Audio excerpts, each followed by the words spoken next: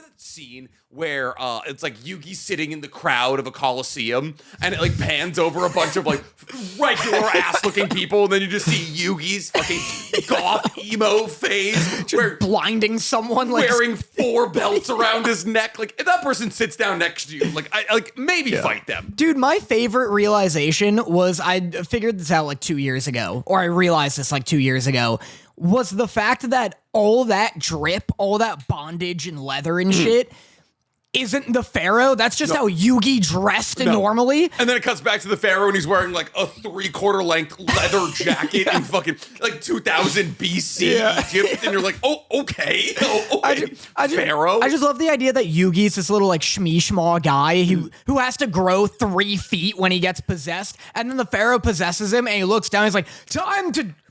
Holy shit, was I at a sex dungeon? Holy, this is tight. How does he talk with his arm? What is this? Am I Joey's bitch or something? just looks over and there's just a leash connecting from his neck to Joey. It's like, were you guys not playing cards right now? What is this? He summoned me. What kind of games are we doing here? I like the idea of Yugi just getting ready every morning. He's like, man, another day of, living up to my grandfather's legacy. just He's got like 6 around his thighs, dude. Never know when you're gonna need a tourniquet. I'll make you proud, Grandpa. Not dressed like that. Man's from the 20s. I'm not sure he likes Joey because he's vaguely Irish. I'm not entirely sure he wants you in BDSM gear, Yug. Hold on. We have like an hour's worth of material on this. Let me pull up what Yugi looks like. Okay. We're doing a deep dive on all Yu-Gi-Oh characters. This all stemmed from the fact that right before the podcast, Danny wanted to show me a TikTok, one of 3 TikToks he showed me. And it was from fucking Beyblades. Yeah, he's just anime. He's in a fucking tank top, a dog collar, and then leather jeans. 2 belts, a chain that would put Chamillionaire to fucking shame. Belts on his shoes. Yeah, he does. He's got belt. It's like a pilgrim putting a belt on their hat on steroids, dude. And by the way, never an explanation of how that coat stays on him. I know. Never just flying off. Never once has he slipped an arm through one of those sleeves. You ever seen in Yu-Gi-Oh 5Ds, there's a guy who has a revolver, like a real gun, but he takes it out and it like flips all out into a dual disc. It like pulls out. Use it as a gun. Use it as a gun, coward. I want him to do that. He pulls it out, like whips it around. It's a dual disc. The other guy just shoots him. I thought this was a gun duel. He pulled. The guy, that's self-defense. Yeah. He challenged me to a duel. No, officer, this is my deck. There are no bad cards in my grandfather's deck. Dude, there should be a clause where if you have a deck on you and you're pulled over, you can duel your way out of it. We need a duel-based economy. That's Yu-Gi-Oh! I saw a video where a guy was breaking down how insane it is that Seto Kaiba, like, actually propelled the world into a second, like, what's it called? Industrial revolution. But the revolution was like, oh, everything is solved over card games. Everything is cards? Yeah. But if we could actually summon monsters by placing a card down, I think the world would adopt that in a matter of minutes. Oh yeah, could absolutely. you imagine how stressed card scalpers would be knowing that they're literally just like trying to steal monsters and armies away from like the U.S. military? Yeah, they're arms dealers. Imagine the line outside of Target when a new pack is dropping from Yu-Gi-Oh! And it's just like guys like sweating, being like, "Oh man, if I don't get fucking Blue Eyes White Dragon, my loan shark's gonna kneecap me." I want to see a scene in Yu-Gi-Oh! Where some like drug lord kingpin, like some Somalian drug lord, is like buying arms from some Russian dealer. Mm-hmm. And it's all cards. Yeah, I was gonna say they're still buying guns, and he's like, that's so last year. And like slides him a deck of children's cards. He's like, what is this? He's like, there's a fucking Egyptian god in there if you get 5 of the right cards. It's just like a flashback. It's like Saddam Hussein cracking packs, like looking for hollows. Like, stay in a hole somewhere. He's like, please, I need silver. Slifer. That's all right. That's You keep making it sound like an STD. I know, but it's Saddam Hussein. Maybe he's got an accent. Who knows? You got Slifer, son. I'm sorry. You got Slifer. Oh, my dragon looks red right now. I'd be a little bit concerned, you know? I'd be way more scared of STDs if they were called things like Obelisk the Tormentor. Yo, I went to Cancun last weekend. Dude, I got Exodia all up on me, dude. It's bad. Obelisk the Tormentor. It's horrible. Obelisk the Tormentor sounds like a WWE finishing move. Yeah. Like, you have Wall of Jericho stuck in my head. Now I have Obelisk the Tormentor. That's fucking sick. God, that's dope. But all right. As you can see, me and Danny are bringing a lot of manic energy into today. We have this weekend. If you're listening, there's a fair or decent shot right now that me and Danny are in Round Rock, Texas. Because me and Danny are going to ColossalCon, Texas this weekend, August 17th to the 19th. We're going to be doing 2 panels each and then a panel together for a total of 3 panels. Right? So we have, what are we're doing? I'm doing iconic anime fights. You're doing an Epic the Musical ranking. You're doing a Call of the Night reaction, and then we're doing a 2-hour podcast. Correct. At any moment, we may hop on each other's individual panel. Yes. We haven't really fully figured it out. I think we're just kind of existing together, and even if we're not on each other's panel, we're going to be in the front row heckling each other, so it doesn't really matter where we're sitting. For sure. I do need to finish Epic the Snoozical before we get there. Yeah, you do. But anyways, if you guys want to come see me and Danny this weekend, come down to Round Rock, Texas, where you're either most covering or least covering, bathing suit, because I know I'm going to be rocking the banana hammock all weekend. Yeah. All weekend, dude. Nice. I'm hanging dong. I'm going to be rocking a restraining order against Nick. Yeah. I'm going to be real touchy. I'm going to wear my little... Don't. Please. With you, Dan. Better. Yeah. Better for PR. Yeah, fair. I'm going to wear my little cherry shorts. Mm-hmm. Or maybe I'll wear my board shorts that go down to my ankles. I was going to say, I might literally bring those to my swim pants. How much baby oil can I be wearing at any given moment? I want to be slippery all weekend. I want to be like an active fall threat. Yeah, you know? You're like on the water slide and the guy hands you the tube and you're like, don't worry, I'm enough. That is like, I literally want to break like a sound record. Like, I want to break like a land speed record, just shooting down. He was starting to speak.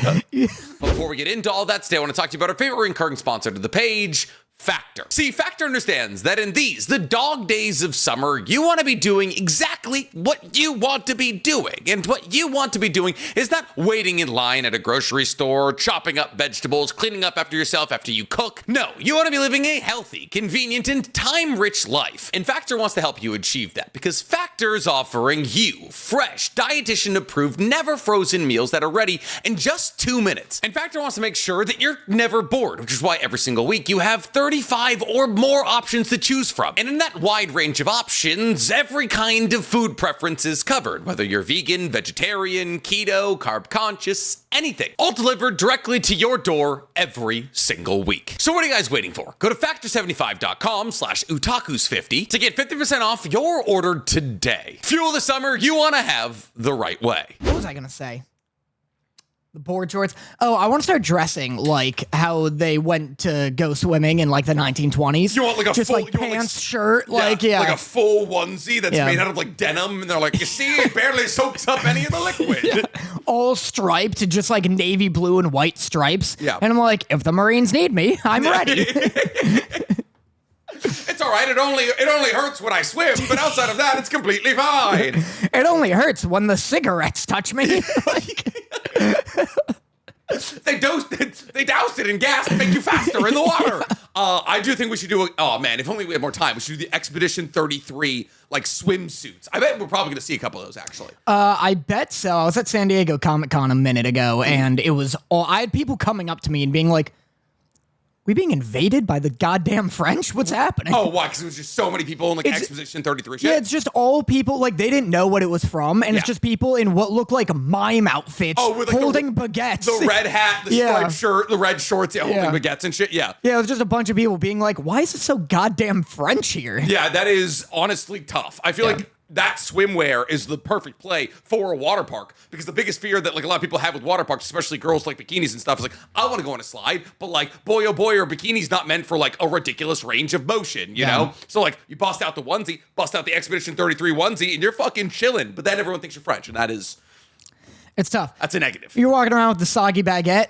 No one wants that. Honestly, objectively, make baguettes a little bit soggier. I just want a montage. I know, like, we don't typically do, like, you know, vlog content. I just want a montage of me at every, like, water slide being like, can I bring the baguette? Just over and over and over. And you watch throughout the day as it gets, like more limp. It's just folded in half at the end of the day. It's just every, like, you're like, 2, please. Can I bring the baguette? 2, please. Can I bring the baguette? 2, please. I don't have the baguette anymore. Can I bring the biscuit? Yeah, it's just like floating in tatters in the pool. Someone's like, what the fuck happened here? So yes, come and see us at a Colossal Con, Texas, Round Rock, Texas this weekend. It's going to be a lot of fun. What? Just someone slides down. Like, you know, there's a brief moment of panic when you get at the bottom and you're like, I have a closing window before somebody kicks me in the back of the head. 15 seconds of somebody's coming in 25 miles an hour. If someone comes down and they just, you're like,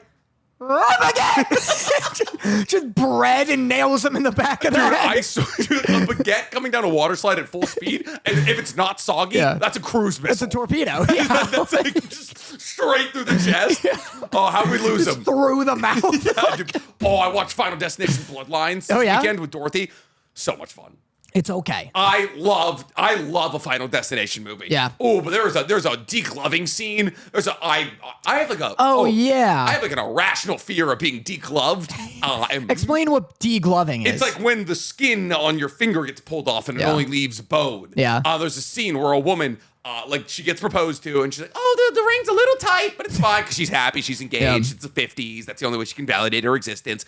And so she gets her ring stuck while falling like between these two pieces of metal. Yeah.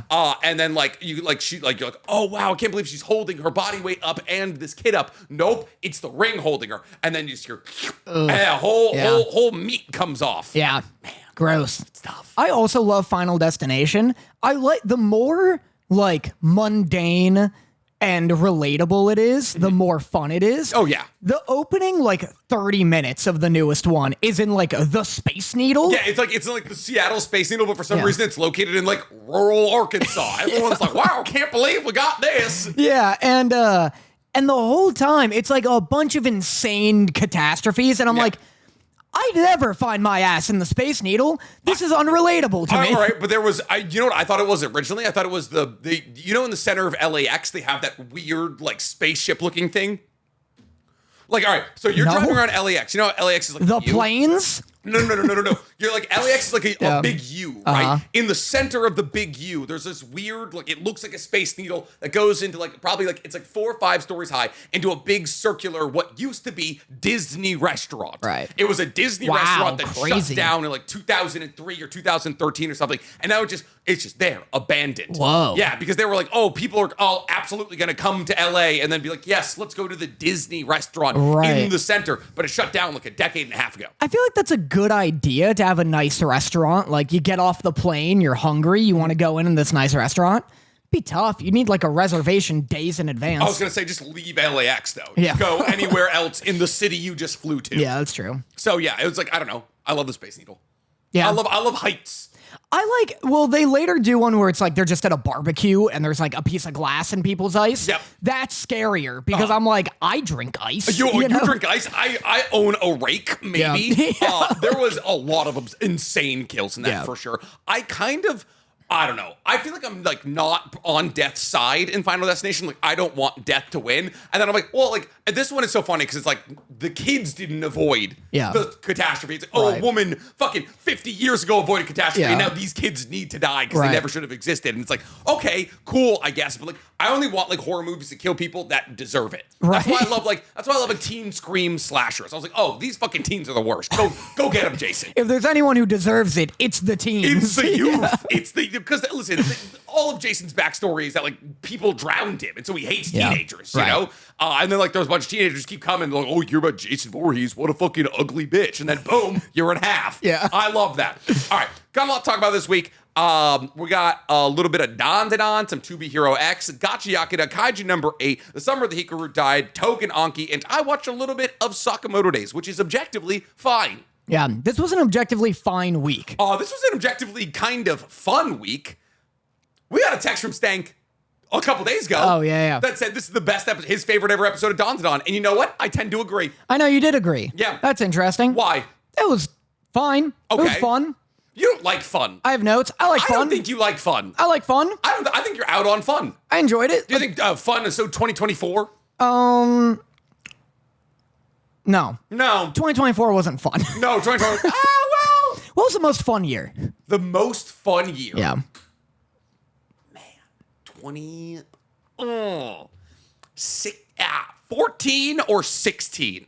14's not bad. Bad for video games. Bad for video games. 2014, the Xbox One just dropped. All disappointments. Bad launch titles.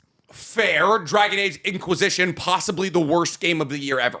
Yes. I would die on that hill. Yeah. That Dragon Age Inquisition is the worst game of the year ever. That's fair. That's fair. Now I want to go through it. Most fun year. Maybe 2011. 2011? Arkham City dropped. Skyrim dropped. That's like first year of high school, though. That's like freshman year of high school. I'm 12. So you're in 8th grade. Yeah. Okay, that's like first year of things high are school better. for me, which was bad. Yep. Wait, no, I'm real bad. If I'm 12, I'm like in 5th grade, 6th grade. Oh, Game of the Year has only been since 2014. Was not true. All Maybe, Game of the I don't Years know. from 20. Wait. There's no way Dragon Age Inquisition is the first game of the year. Winners and nominees. Wait, hold up. Yeah, it is. Hold on. Yeah. First Game of the Year award was Dragon Age Inquisition. Every game of the year winner. That. I don't believe I'm lying. Hold on. That's insane. I think Dragon Age Inquisition was the Wow. first Game of the Year award, and it was the worst one, objectively. That's crazy. All right. Well, well, bad year. But now I'm looking at it. Wait, hold up. Okay, welcome to Marca. I don't want to accept. Oh God. My God. Oh God. You're being hacked? I like actually might have been being hacked. Yes. So Dragon Age Inquisition, kind of boring game. That was also like it dropped in a time when I didn't want like top-down control games. Now that I've played Baldur's Gate and like I enjoy Baldur's Gate, like I could maybe get into it, but like I hated like being like crowd control. Yeah, that's fair. Auto dubbing. 2016 was fun, I feel like, because I was like in college and I was like, damn, college is sick. And then classes were still easy. Media-wise. Like, what's the most fun year of... Can you give me chat? Can I give you chat? Yeah, I feel like chat should chime in on this. Media-wise, what's like... Where everyone... I guess not everyone. There's never been a time where everyone's having a good time. But, like, where the general vibe... Like, oh, man, media's great. It's all bangers. Media's great. It's all bangers as a year. Yeah. What's the most fun year? For anime, it's got to be. I'm trying to think of like best anime years. The year that Made in Abyss won Anime of the Year, I think, is the worst anime year we've ever had. If we're talking about anime best year, might actually be 2014. I'm DMing you. Or no, 2024. 2024? Hold up. All right, just go to announcements. Timeout. Okay. Timeout. Just go to announcements on the Otakus Anonymous channel, and you'll find it. You'll find the stream. All right. All right. All right. I have a Game Rant article that ranks the best years for anime. Okay. Should we do that instead? I absolutely adore that idea. Okay. All right, it's top 15. I'm going to skip them. Top 15 years for anime by... Should I just go to top 10? Okay, so we're going to do... So we're, for like a TikTok here, we're going through the top 10... Best years in anime as ranked by Screen Rant. Game Rant. Game Rant, okay. Yeah. We're going through the top 10 years in anime as ranked by Game Rant. So let's get into it, Danny. What are apparently the top best years in anime? The 10th best year for anime is 2015. Okay, so that would be like, I don't even know. Is that Tokyo Ghoul? It's One Punch Man. Okay. Gintama. Blood Blockade Battlefront. All right, it's one of the seasons of Gintama. Gintama's been coming out for decades, but yeah. Seraph of the End. Owari Monogatari. Okay, cool. One word. Triple B, Blood Blockade Battlefront is one of the most slept on anime of all time. I think it's like Bungo Stray Dogs, but if Bungo Stray Dogs was good and interesting.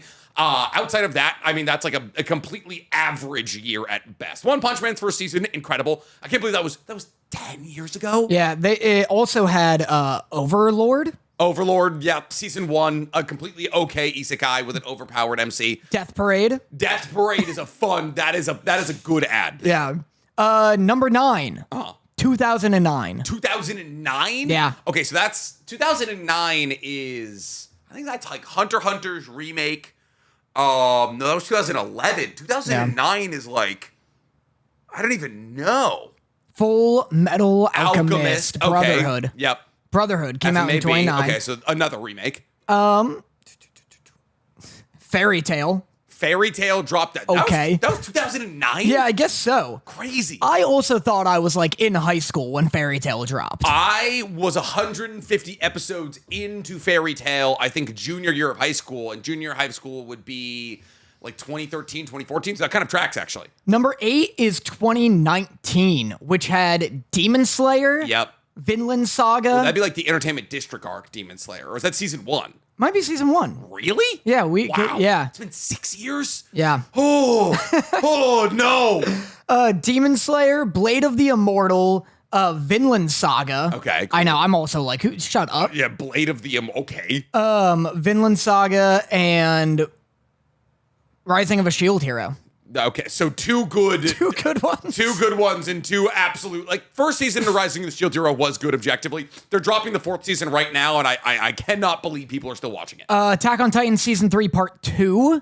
Arguably the best season of Attack on Titan. I don't remember which is which anymore. Like, it's just like, there's too many parts, there's too many seasons. Yeah. Season 1, Aaron picked up a fucking rock and threw it into a wall. Season 2 is horses. Season 3, season 4. Yeah. I know what happens. I don't know where it happens. Season 3, I think, is my favorite one. They fight the Colossal Titan, and it's pretty hype, and then one of them dies because they don't inject him. I forget the guy's name. Oh, you're talking about like, Erwin? Like that's, yeah. They're not fighting the Colossal Titan, they're fighting the Beast Titan. Beast Titan, it's both. They do both in that season.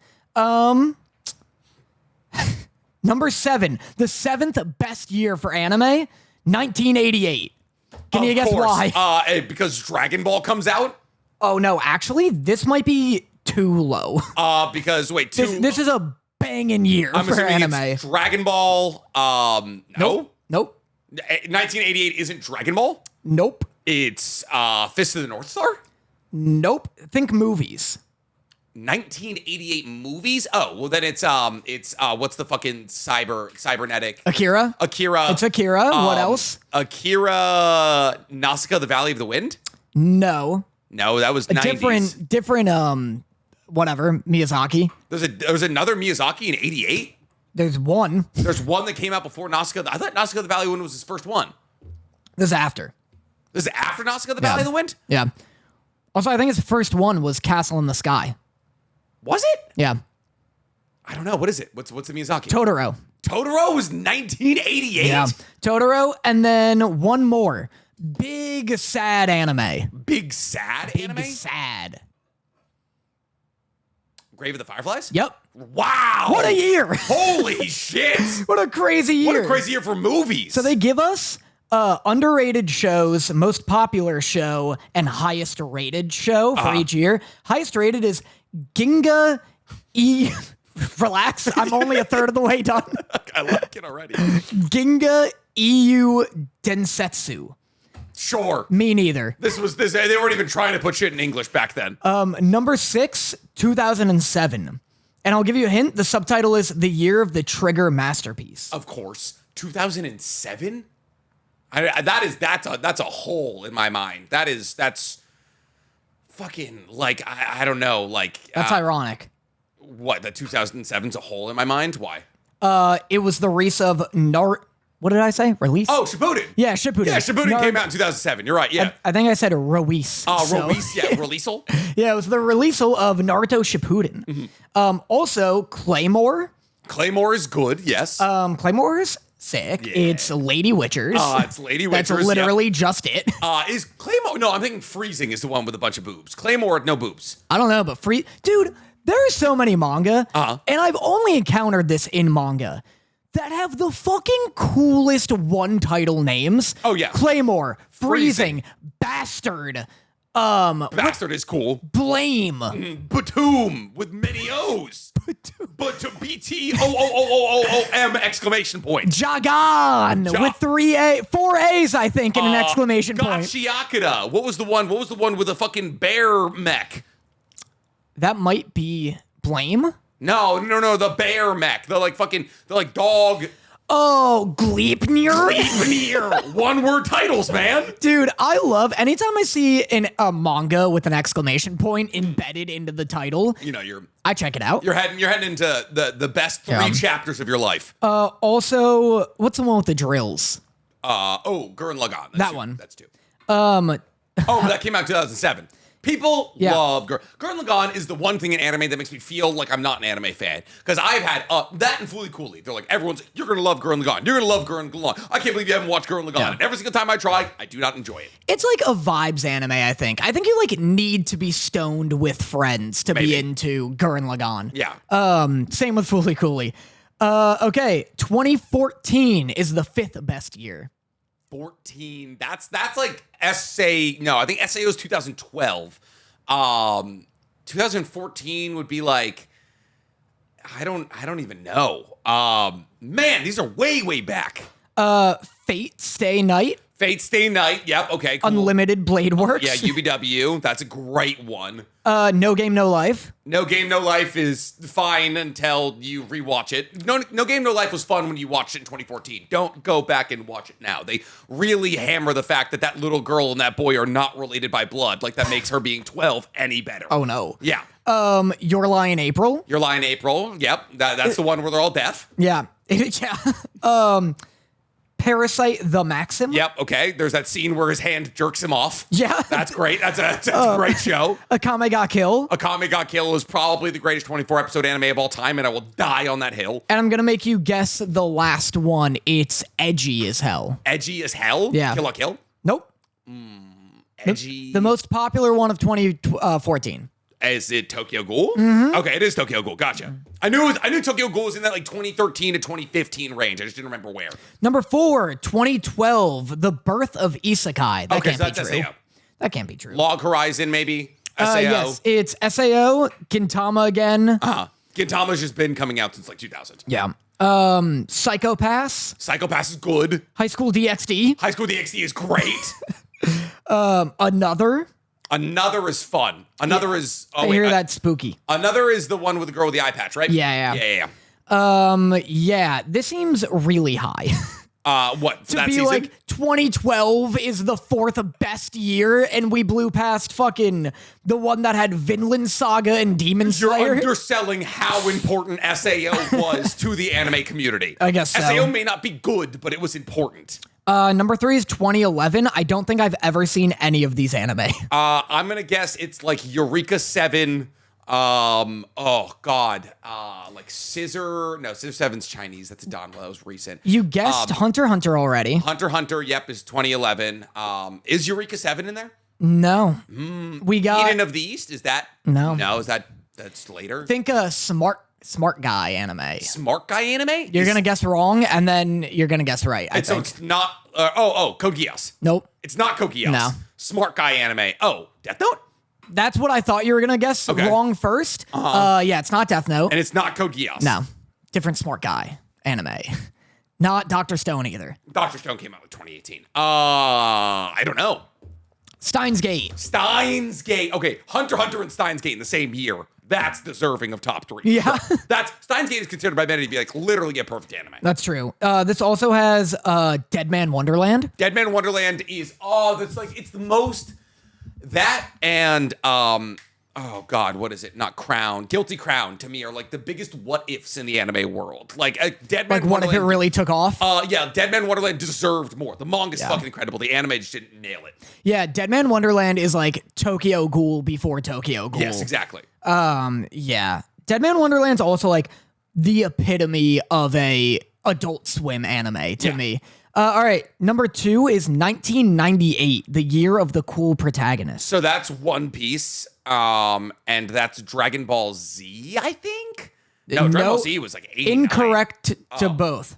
One Piece isn't 98? Oh, it's 99, that's what it is. One Piece Defeat the Pirate Ganzak came out during... Yeah, okay, so that's the movie. That's the first One Piece movie. Yeah. Oh, wait. 98? No, what?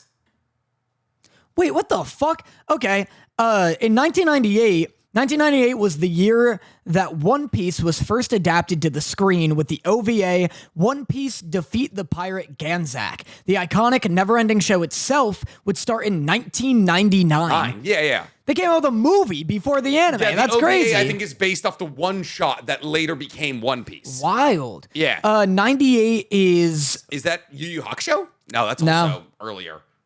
What the fuck is 98? It's what many would consider the best anime show ever. But it's not Dragon Ball. No. The OG Hunter x Hunter? No. Okay. That was like 2003 or something, 4.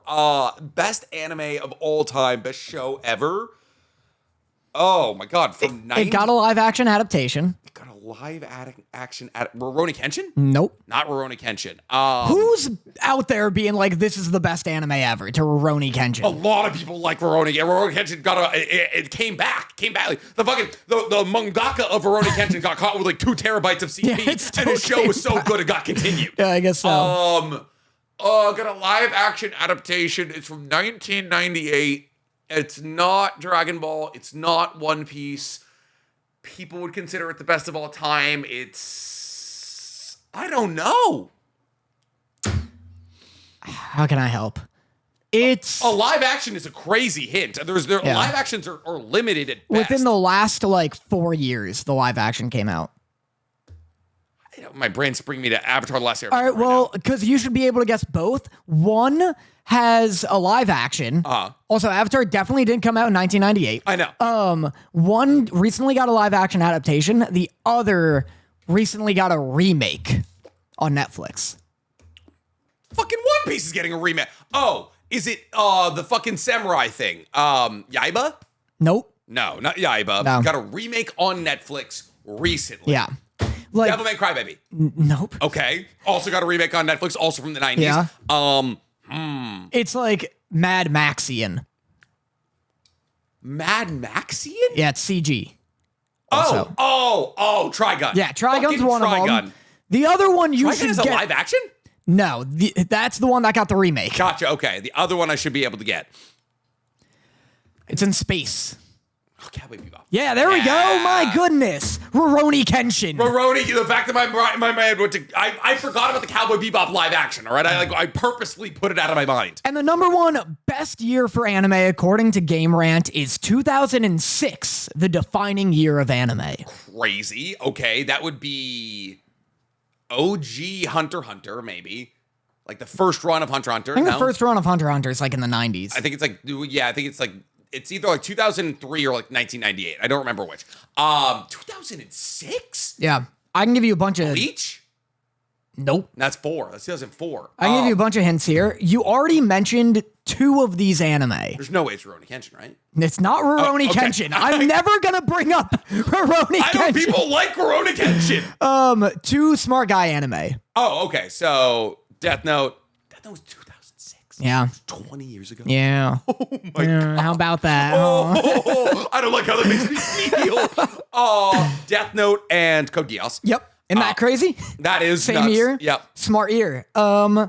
Those 2, and then I'll give you another hint. One of your waifus.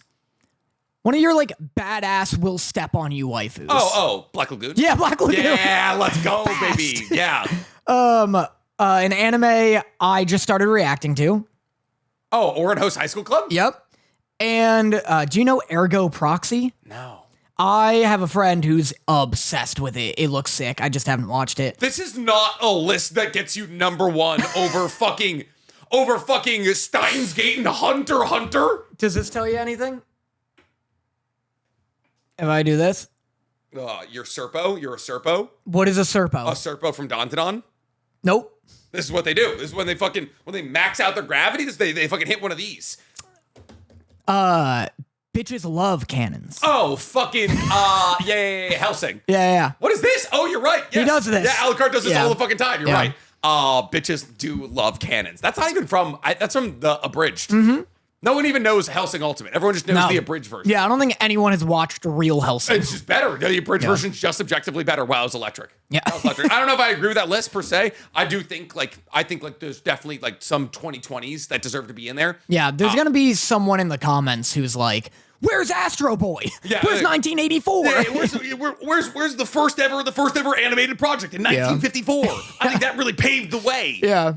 No, I'm okay. But all right. Where's The War Will End Soon? Oh, From 1940. they won't drop 3 from 1946.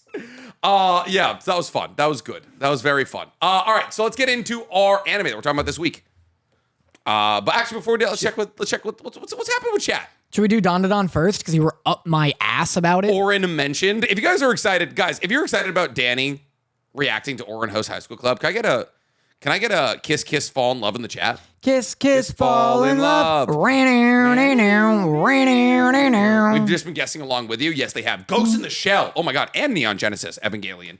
That was Neon Genesis Evangelion was like 90. I think that was 1901. Yeah, that honestly, yeah, it was crazy. They thought of mechs that early. That was the first film. All right, so Dandadan, let's get into it here.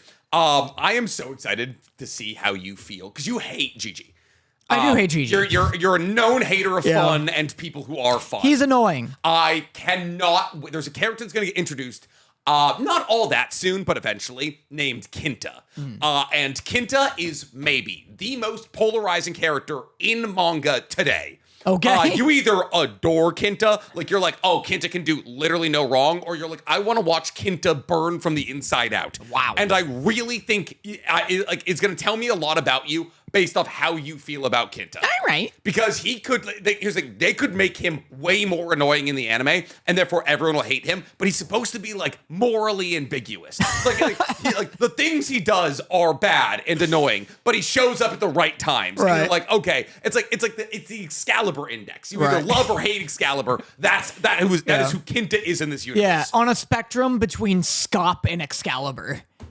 Where He's is closer to Excalibur than he is Scop because Okay. Scop suffers from not being interesting. At least Excalibur's funny. Yeah, exactly. I would say if the spectrum is Scop to Excalibur, I would say Kinta actually exists beyond Excalibur. Yeah. I would say Excalibur is the perfect middle ground to Kinta. Right, gotcha.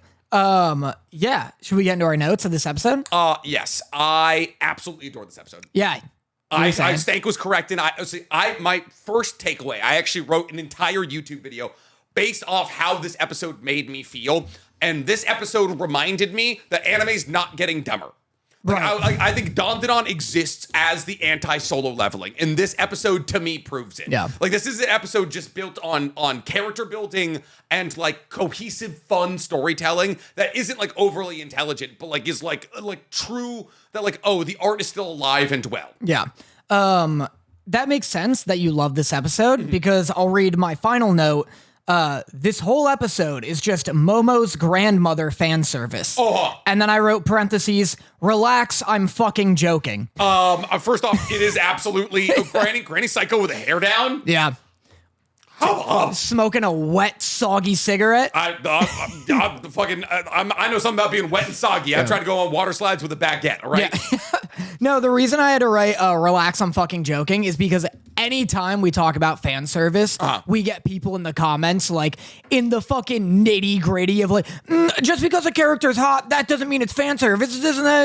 No, but it's the fucking like 140-degree angle up their snatch that makes it fan service. There was a really funny scene in Tougen Anki this week where it was like did you know what I'm talking There about? was a really funny episode in Tougen Anki this week. First off, every blonde in that universe is fucking stacked. We'll get to it. I have notes. There was a scene where we're watching the reaction of a boy in the background, like listen to some news or something, but it's just like tits in the foreground. Like it's just the blonde girl, neck down, and we're just watching the guy in the back, and there's no reason to be on tits in the foreground. And I was like, that's a retention hack, baby. Yeah. That's a retention hack. But like, I don't think like anything that like Granny Psycho isn't necessarily like fan service in the most like egregious way, but like she's just hot. Her character is just hot, and they know what they're doing with her. Yeah, she's like just attractive. Like, yes, they do know what they're doing with her. It's not like it's been like aggressive with Granny Psycho at least this season. Yeah. She's just, it's raining and she happens to be hot. When she's like barefoot, got like a foot on somebody's chest and you're getting like an up the leg look at her, that's fan service. Yeah, when she's slurping down a crab leg and it's the juiciest, like floppiest thing you've ever seen. Yeah, just because it's not like High School DxD ripping her shirt off. Like, this is being done for a reason. But and I'm not, hey, you're not gonna hear me complain about it. I'm not complaining. No, sir. Yeah, I loved your hair down. Great look. I wrote, my first note is a 3-parter. I wrote, oh, we're doing JoJo's now? Oh, we're doing the Hex Girls now? Oh, we're doing the Ginyu Squad now? First off, did you know the lead singer of that is from Through the Fire and Flames, Dragon Force's lead singer? Crazy. The British lead singer for the Hayashi band is Dragon Force's lead singer. Crazy. Yeah, Dragon Force, their original lead singer they had from like 2001 to 2011. He's been the lead singer since like 2011 on. And Stank sent us like some TikTok and it was like him talking about how he's going to be in Dandadan. And I was like, wait, that's not the lead singer of Dragon Force. And then I realized the only time I ever see somebody talking from Dragon Force is their lead guitarist. Because he's like the actually impressive member of the group because he has to do like Through the Fire and Flames on a fucking guitar. Right. But yeah, so it was that. But also, I love the fact that they're just Def Leppard. Yeah, they're just right. Like it's like a hair band from the 80s, and like the song was so much fun. Yeah. They had to write like an original piece of music for it, and they're absolutely crushing it. Like it's like I love that they're like fucking up in the beginning, and then when they just start thrashing, like they're just like, absolutely like killing it. Yeah, I loved there's a lot of instances of like Studio Ghibli / like just anime ASMR, like visual ASMR. Okay. Where it's just like, it's like lo-fi ASMR visuals, where it's somebody like, just 40 seconds of them cranking amps. They put a little headphone jack into the thing, or 3/4 inch into the jack.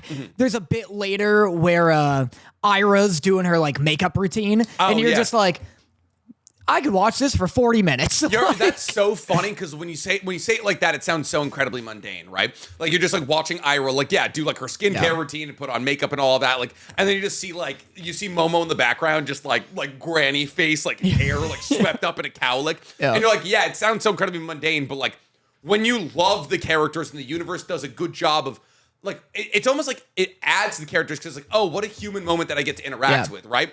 Well, it's also one of these things that only really works in animation because the novelty of it is that you're like, oh, look, there's that cartoon doing something that like I do in the morning or that I've seen someone do and it looks so real and so relatable and I forget that these are just drawings. Like this feels like a person. You do that in live action, I'm like, fucking get to the next scene. Yeah, let's keep it moving here. And that's why I think like I wrote specifically, I was like, find me another anime this popular, this unique. And like, I think what allows Dandadan to get around its weirdness and its uniqueness and its some like semi-perversion sometimes is the fact that like, it might be, in terms of telling a human story, the most grounded and well-written story I've ever interacted with. This might be the best like character writing I've ever seen in an anime. Yeah. Like everybody makes sense in their roles. Like Gigi makes sense in his role. He's like they're weird characters, but at the same time, like they're so weird. It's like, oh, I would never interact with these people in the real life, and yet somehow I still find myself being able to relate to them. I also wrote give Alex Lee another fucking VA of the year because his entire speech when the Hayashi band is like all the thrashing and he's being held down by Momo and he's like giving this like heartfelt like scream speech about how like the evil eye just wanted to play and like memorize the dance and all of that. I was like, this is Alex Lee's range going from like being able to be like silly Gigi to serious Gigi all the way down to the evil eye, like fucking ridiculous performance. He does have great range. Like Alex Lee's crushing it as Gigi. It's just the timing of some of Gigi's bits that I don't love. I wrote, speaking of like the thrash metal sequence, I wrote, this must have been so lame in the manga. This has to be tough to translate in manga. Oh yeah, that's why I was actually like really happy. Like I was like excited for this moment because the Hayashi band comes back like a lot. Like we see them like 4 or 5 times throughout the manga, and it was like you like kind of understood based on how they looked, like the kind of music they were playing. Like they look like Def Leppard, they look like Kiss. It's like 80s hair metal, and that's exactly what we got. It's like wah! You know, it's like they just thrash. And it was less interesting in that, like, I'm of the proponent that I think the manga is very good, but I also think the anime for Dandadan kind of falls in that Demon Slayer category where, like, it's better only just because the anime is so good, right? Like, I feel like it's a little bit different for Demon Slayer because it's like, oh, the manga is okay. Yeah. In Demon Slayer. Like, it's like, okay, it gets better. The art style gets better. The anime's always been really good. And so, like, the manga isn't great, so the anime is better. Dandadan, the manga is great. It's just the anime is also a little bit better. Yeah. And so, like, that's like a weird thing, like, right now that you're experiencing with Gachiakuta, where it's like, oh, the manga's incredible and the anime is pretty good, but, like, are we at least equal here? And I think, like, the addition of sound and voice acting in Dandadan allows it to pop off the page later. Yeah, I agree. I also, one of my favorite moments, which is it's like incredibly mundane from this episode, is Okarun walking around with Gigi when Gigi wakes up to go to the bathroom. Right. And like it's like there's like a uninterrupted like minute and a half long sequence where like Gigi wakes up and like everybody else when they wake up outside of Ira, they're all like grandma faced and all of that. And Gigi's going to the bathroom and Okarun like hears him and like walks out, follows him, and they both like very sleepily he's like there along with him while Gigi's trying to like go to the bathroom and not get cold water on him. Yeah. And just something about that sequence, I was just like, oh, this is so like only this show could pull off like this mundaneness, and like I would still be enthralled the entire time. Yeah. There's still the threat that like oh maybe Gigi does turn into the evil eye and a fight happens here. Speaking of like mundane bits that I really liked Momo's friends like taking Okarun out. Oh yeah. That was so fun when they're on the subway and he keeps trying to get up. Yeah. Or when like they're going in the crosswalk and it was like if Momo took Gigi out for tea, would it count as date? And he like locks. He's like, it would not. It would not. Dude, yeah, the characters are just so fun and so good. Like, even when there's no action or like, I did really like this episode. What's my favorite? Like, I genuinely would be lying if I said that. Yeah. Like, there are just episodes that like moved me emotionally. There are episodes that had awesome fights and great sound design. But like, yeah, this is the most real, lived-in feeling world I've experienced in anime. With the most absurd premise, too. It's so absurd and everything's so weird, but it all fits together so well. And it felt like that mostly like when they were fighting Evil Eye and the anatomical guy, Toro showed up and the Deej guy showed up. And I'm like, oh, this is like a weird Avengers Endgame moment where they're just like throwing in these references. Yeah. But they both like had very necessary like parts to bring down the Evil Eye. Yeah. And so it's like, it just feels like it's some like Brandon Sanderson shit where it feels like he's got this master plan started from like day one of writing that it's all just falling into place the whole time. It is. And then like every arc in Dandadan, it's so funny because like after, I'd say post Evil Eye arc and post like, there'd be like some class rep stuff. After that, we start getting into the part of Dandadan where every single arc is a different anime. Right. Like it's like, oh, this is our Battle Royale anime, and this is our Isekai anime. And like you literally hit every single section. Every single section introduces a new character. But every single time it feels cohesive, right? Because like it's adding people to the found family, and like those people from the found family add into the fight, that kind of thing. There's so much fun shit on the horizon for Dandadan that like it's actually kind of crazy to me how well this season is doing, because I think this is probably my least favorite part of Dandadan's manga. People just like the characters are so well written that you don't need the action for it to be entertaining. It's juggled the balance of like comedy and action well enough that like, I don't know. It's really, I don't think people realize how difficult that is to pull off. That like you can have episodes that are just comedy. Yeah. And you're just as entertained. Because we just did this with Fire Force last season. Where we just did this with Fire Force. We just did it with Demon Slayer. Yeah. Where it's like, oh, cool, like 8 episodes. Like, oh, you love these characters so much you watch them do anything. It's like, well, not anything. Really. No, not anything. I don't fucking want to watch Tanjiro lift rocks for 12 straight minutes. No, exactly. Like, I feel that way with probably most anime where like, JJK gives me like, oh, we're just shopping at the mall episode. I probably won't love it. Yeah. this, I like it just as much as like an action episode. A good metric for this is like the baseball episode in JJK season 1, where they play baseball and like they're doing like the stats on all of them as they play. And if like you enjoy that, then like, okay, cool. JJK's done a good job of ingratiating you into this universe. If you don't, then this is just action. This is just strobe lights of action for you to watch. Yeah. But yeah, so a great episode, probably my favorite episode Dandadan ever. But that's insane. I think you're lying. I genuinely think you're lying. I genuinely don't think I am. I think you're lying either to me or to yourself. I really liked, like, I was so enticed. I was so incentivized by this episode. I wrote probably the longest YouTube script I've ever written for a video. I don't buy you love this more than the dancer one, like episode 7. Oh, does it turn out you got to think about the other episodes before you saying this one's the best one? I forgot about episode 7. Episode 7's fucking art. Come with me to write a video where I lie. We're doing an authentic, heartfelt, emotional video that I'll forget about writing in a week. The way this changed my life, and I won't remember the next episode. This changed my life so much, I'm gonna make no changes to my life. I like who I am. I know. I can't wait for an episode to come out, and it makes me like use less hot water in the shower. You know what I mean? Yeah, you're like, oh, like genuinely, this changed my life. I no longer drink iced tea. Yeah, I'm vegan now. Yeah. Years of dating a vegan couldn't do it, but boy, oh boy, when Ira made that pitch that cows have feelings too, I just couldn't stop. Boy, oh boy, did this Rurouni Kenshin argument turn me into a vegan. Yeah. You know what? I don't want beef ever again. Rurouni Kenshin taught me the path of peace. That's actually like literally his entire thing. Should we talk about Tougen Anki? Yeah. This is the best show I've ever seen. This changed my life. It's so much fun. I'm a worse person, but I'm different. This is the kind of show that would make you a worse person by loving. I know it sucks. You know what sucks, Dan? What sucks? We're like, you know how usually we're the first people to drop a show that everyone else is like, it's fucking peak. We're the only people who like this.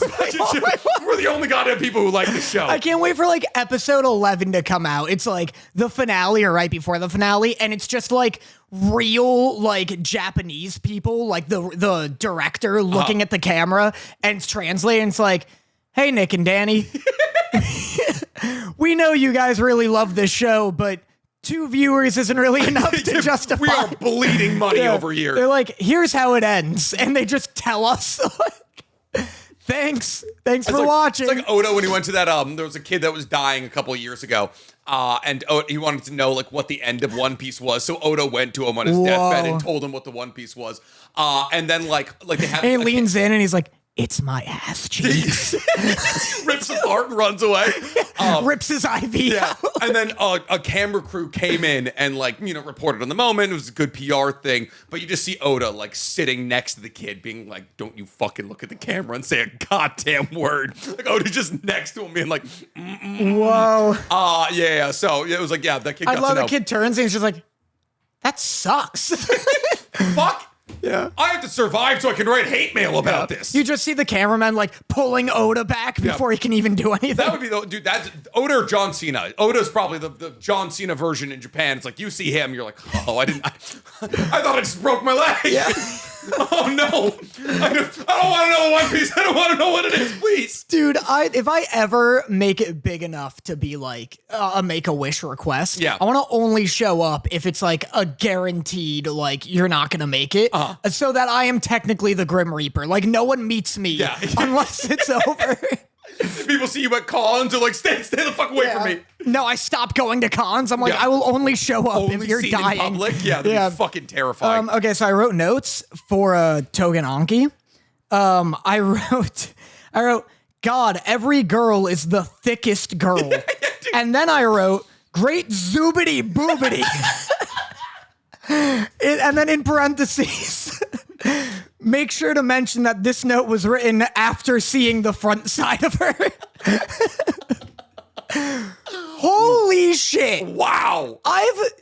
either never or not in like decades have I seen character designs like this. I mean, the last show I watched with like that much, like, you know, like you see a boob and you're like, there should be a nipple. Like, there's like, that's too much boob and no nipple. Like the nipple, I know the nipple is like either tucked away or like just not there. Right. I even watched a show with this much tit since Overlord.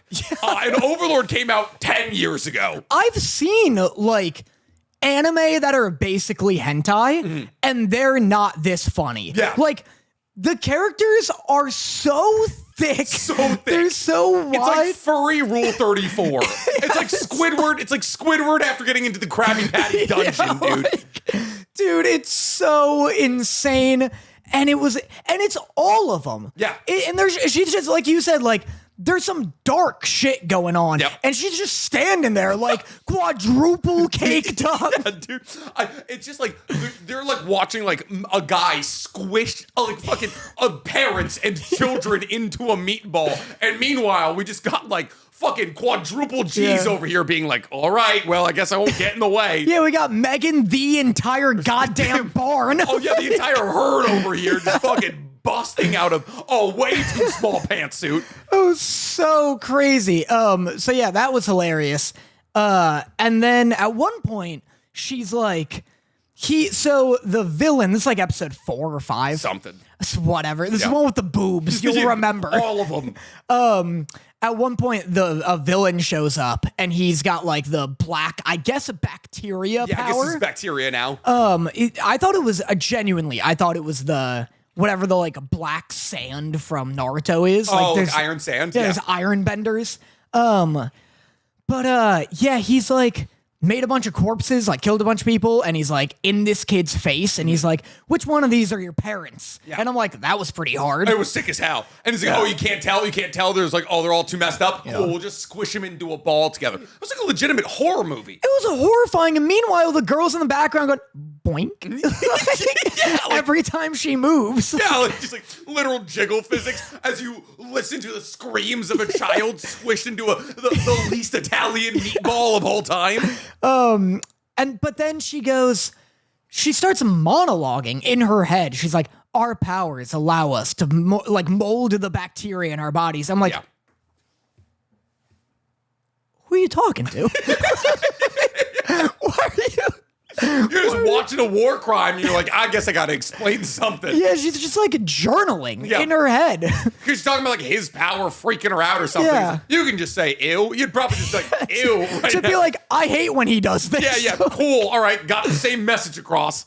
And then later we meet like a medic who's like the one cool character design in this show. Yeah. And he is able... Looks like a Skate the Infinity character. Looks like Skate the Infinity character. Or a Guilty Gear character. Yeah, it's the red hair. Yeah.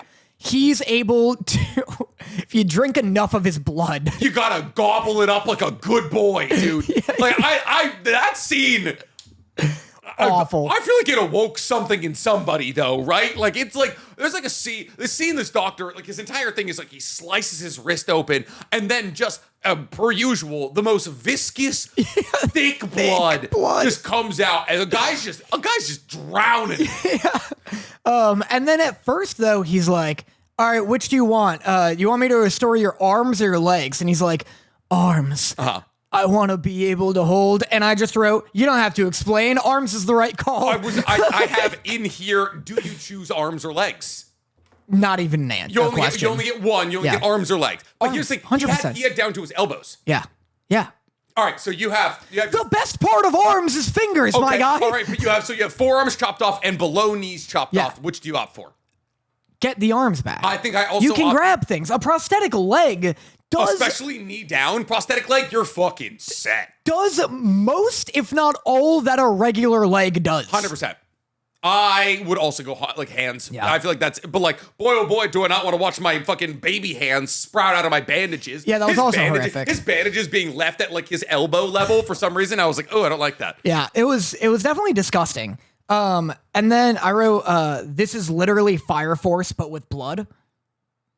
Because they're all bloodbenders, kind of? Yeah, that's all this is. Because then they just start making up nonsense. At one point, I wrote, don't start talking about antibodies and shit like you did any research about blood for this. That's so incredibly funny. You're right. He's like, yeah, look, we can't give you too much blood to start developing an antibody. And it's like, hey, buddy, you just My Chemical Romance fanned 4 gallons of blood into this guy's mouth. Yeah. Also, you brought back his lungs and arms. Like, where's the cutoff here? Also, did this guy have the body of a Greek god before, or was that just like something that he gets now that he's guzzled some blood? It gives him his arms back, and they're like the arms of a toddler, and he's like, what is this? Yeah. And he's like, oh, I'm sorry. Is just arms not enough? Is being a Calvin Klein model not good enough? You have an 8-pack. Yeah. Yeah, it's like in JJK when they bring up thrombosis. I'm like, just say you can't do it. Harden the blood. Yeah. Or like, don't. Just say it's magic and this is how the magic works. Like, shut up. Literally a part of the video I wrote recently where people were like, oh, anime's getting dumber and soul leveling is proof of that. And I was like, no, we've been overcomplicating shit for too fucking long. Yeah. And like we use the overcomplication of like some of the more based anime, like the more like, oh, you wouldn't get it. Like we use it as a way to like retaliate against the people who didn't allow us to get into anime when we were younger. It's like, oh, you wouldn't understand Hunter x Hunter. Like Hunter x Hunter's like, Nen, it's way too complicated for you to understand. It's like, yeah. That's not a good thing. Yeah. Like, that bar of entry stops people from watching it. That doesn't make it a good power system. I feel like a good power system should also be fun. Yeah, it should be intuitive. Like, it should like, Dandadan's power system is good because it's like, oh, there's ghosts, and there's kinetics, there's psychokinetic people, and there's aliens. And you're like, all right, cool. I mean, I think Dandadan's is hardly a power system and more like just shit happens. Yeah. Like, just there are ghosts. Yeah. I think, like, I really genuinely think Avatar: The Last Airbender has one of the better power systems. I think it's flawed because there are, like, things where it's like, oh, I hate that, like, they introduced a bloodbender who can do it without the moon. That's like, is once you get too complicated, though, then you have to remember while you're writing all the caveats that you added. This was the problem with the ending of JJK is, like, by the end of it, all the rules that got set up just got thrown out the fucking window. I was like, cool, don't set up the rules in the first place. Yeah. Like, it was just like, hey, if it's Dandadan and Momo can pick up fucking fire trucks with their hands now, cool. I have no frame of reference to say this isn't okay. I like Avatars because it's, like, a semi-universal, like, base layer. Like, JJK... everyone's doing different shit, you know? So it's like less a power system and more just like several powers. Yeah. Naruto's also a little weird and confusing because we talked about it before where it's like, oh, well, like jutsus are like a thing you can learn. Like it's like a recipe. Yeah. But then also there's like inherited ones and also there's like this and that. And you don't need Keke Genkai, Keke Toda, Keke Mora. Yeah. There's Sage Mode. There's fucking other universes. There's space-time ninjutsu. Whereas with Avatar, most of the time, unless they get like too silly with it, it's like, hey, you can lift your element, you can turn it into a different element. Sometimes it's like water to ice. Yeah. Now it's just a matter of being creative with it. Yeah. Which is why like Avatar D&D is really fun because it's like you could have 4 different waterbenders on your party, and if everyone is just like a different level of creative, it doesn't feel redundant, you know? That's fair. But like, and then like, I feel like Avatar ran into problems where like everything, they got too complicated with. Like, oh, cool, Toph can metal bend. Okay, sure, but if she can bend metal, like what else can she bend? Like, like okay, earthbenders can bend metal, gotcha, because metal is made from earth. But like, also firebenders can do lightning bending because lightning's fire. Because lightning's super hot. fire. Like, I wouldn't want. The more science you put into it, the worse it gets. Yeah. Because I do like that it's like lightning super fire. Because that's very like mythological, and I buy that that's some like ancient shiny shit, like where they're like, oh, elder dragons breathe lightning or something. But the second you're like, oh, well, actually, Toph bends metal because the tiny minerals within metal, but she can't bend platinum because there's no minerals in platinum. And it's like, well, actually, she can bend bone now because there's minerals in bone. And it's like, no, it's earth. So like, it's anything with dirt on it. Like, yeah, like, that's the thing. Is like also like waterbenders can they can blood bend, right? Yeah. Like, but only when like they can only blood bend when the moon is full or that kind of thing. It's like, okay, but if they can blood bend, then like can they just like rip the saliva out of your mouth? Yeah, exactly. You know, can they can they freeze you? Can they pop your fucking eyeball? Like, yeah, that's when it gets too fucking like, oh, there's science behind it. It gets stupid. Like, oh, so can airbenders just pop your lungs? Like, should be. I think you shouldn't be allowed to bend anything organic, like Mistborn. Brandon Sanderson. Yeah, if it's in you, you can't bend it. Yeah, exactly. That's the way that it should and could work. Yeah. Anyways, Tougen Anki. This is the best anime we're watching. I look forward to it every single week. Every single week, I have an internal argument with myself. I'm like, we're watching this for nobody. Yeah. And I'm like crunched on time trying to get anime done. I'm like, we are watching this for absolutely nobody. Should I drop it? And then I'm like, no. True, this has been like a 40-minute segment. I love this fucking show so goddamn much. But yeah, and apparently my last note is that Studio Ghibli exists in that universe, which is great. He's like, he's going to like the kid whose parents die and they get turned into zombies. And he's like, you like Ghibli? Are those live action movies to them? That's a great question. That's a great question. I'd love a show. I have never seen this before, but I'd love a show that's animated, watching live action, and they're like, yeah, the animation's a little weird. That's good. Thanks. That's good. That's kind of in Fire Force, right? Remember when Shinra sees like the real world and he's like, fucking everyone's wrong. They have big noses. Yeah.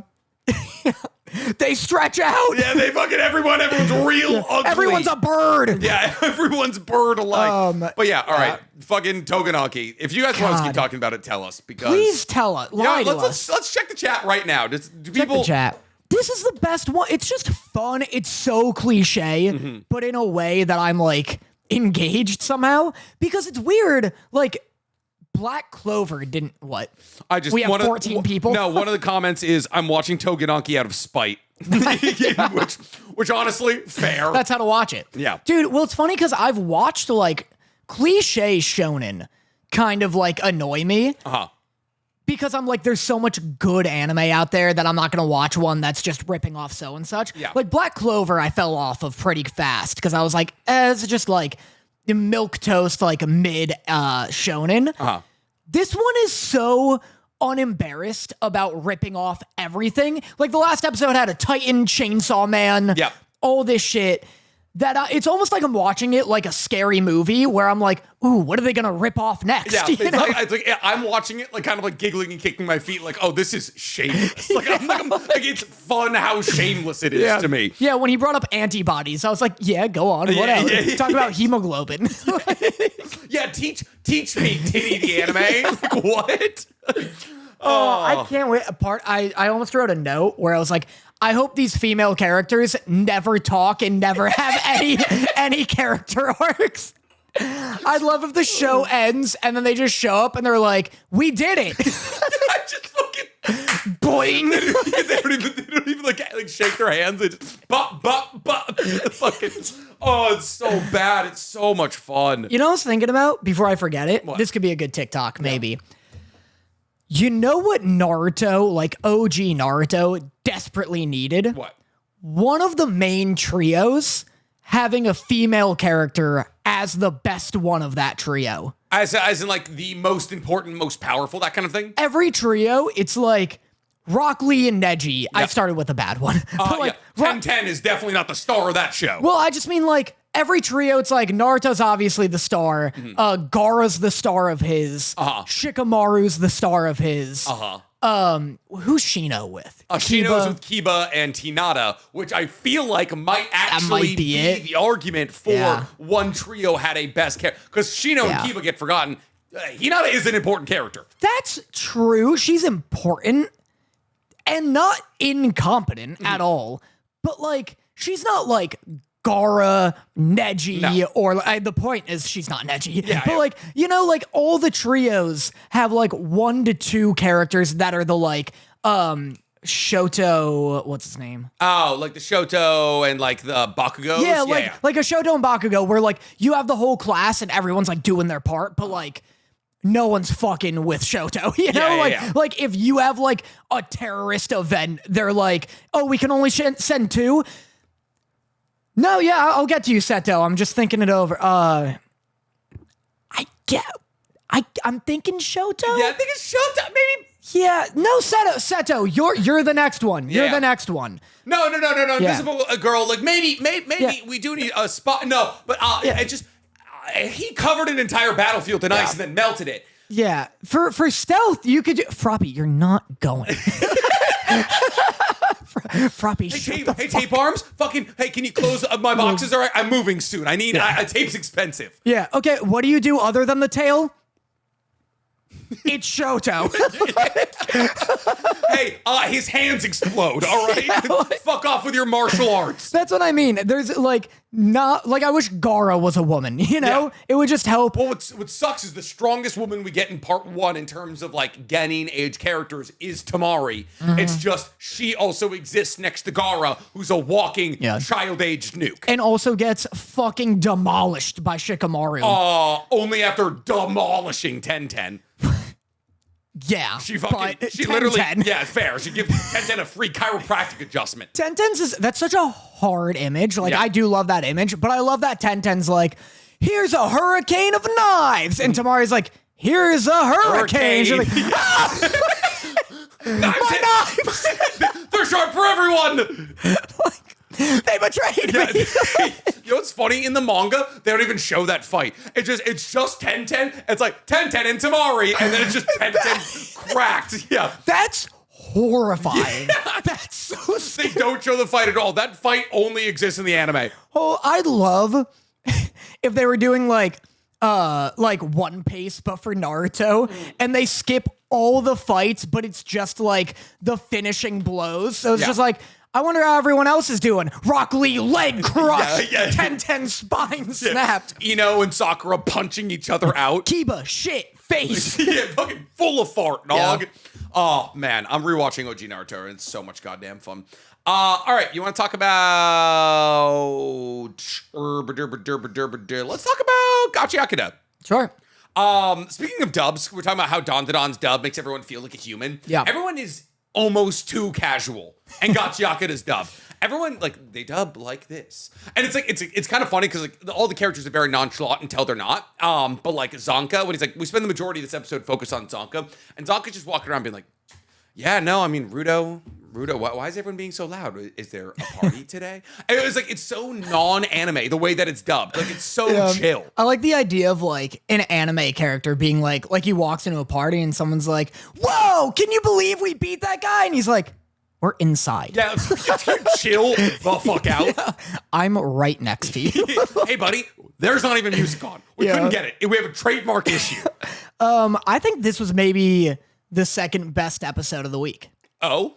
Maybe. Okay. I weirdly had a lot of fun with this one. I really liked Zanko's fight. Yeah. With the mud people. It kind of doesn't make sense. I love that her vital instrument is a trowel, and for some reason that allows her to make fucking mud clones. And she's fighting against Zonka, whose vital instrument is stick and sharper stick. Well, that's where it gets a little Fire Force-y, where it's everyone's vital instrument up until this point is just whatever the instrument is with knives. Yeah, with big. Yeah, it's the one girl has scissors, it's big scissors. Yeah. The engine has an umbrella, it's umbrella with knives. Yes. Zonka has stick, sharp stick. Anything Rudo picks up just turns into a sword. Yeah, this is the first instance where it's this one just gives me a barely relevant power. Yeah. But also Zonko gets his Toph vision, I guess. So I wrote, nice to see that the art gets more pronounced. I said, is her vital instrument mud? ? It's a trowel, and Zonka just gets sharper stick. Oh yeah, and density-based ultrasonic mapping. What? Yeah, well, the reason I was it kind of doesn't make sense is because the bit is that he doesn't know which mud person is going to be the monk character. But in the manga, that works because they kind of do a boogie woogie thing where it's you're expecting a skinny little twink to hit you, but it's me, big guy, it's me, big bold man. Yeah, but it's weird because in the manga he'll be slashing through them, and then all of a sudden the one behind him hits with a lot more force. Yeah. In this, he'll hit one, and then he'll do a little tornado, and then it's the guy. Yeah. And so it's you hit the guy, you know, he should have gotten hit. Oh yeah, he hit, he was in the mud, the mud clone or whatever, and he swings through him, and then pops out, and it's him. That made no sense to me either. Yeah, but it was cool, animated well. Yeah. Zonko had some sick lines. I don't remember them. I just love when like the supporters are going away and he's like, nah, I got it. Like he's like, yeah, you take the child away. I'll fight these two completely unknowns in terms of power. We do get a lot more from Locke's guy today, whose name I currently do not remember. And like knife fingers. That was sick though when he showed up. It fucking Zeno Robinson, because Zeno's in 8 shows this season. Oh yes, yeah, he is. But that was sick where he's like, is that all? Took you out in one hit, and he gets cut off. Like Zeno interrupts him, and he's like, "You'll go down just as easy." And then it ends, and it's like, "Oh, that was scary." You're like, I don't like this at all. That scene of him torturing the information out of the guy, he's like, "That's all I got from you," and he just like sticks one of his big Edward Scissorhands into his like fucking mouth. Ugh. Yeah, he tooths the guy. Yeah, ugh. No, yeah, thank that you. was cool. I don't like mouth. I like face stuff.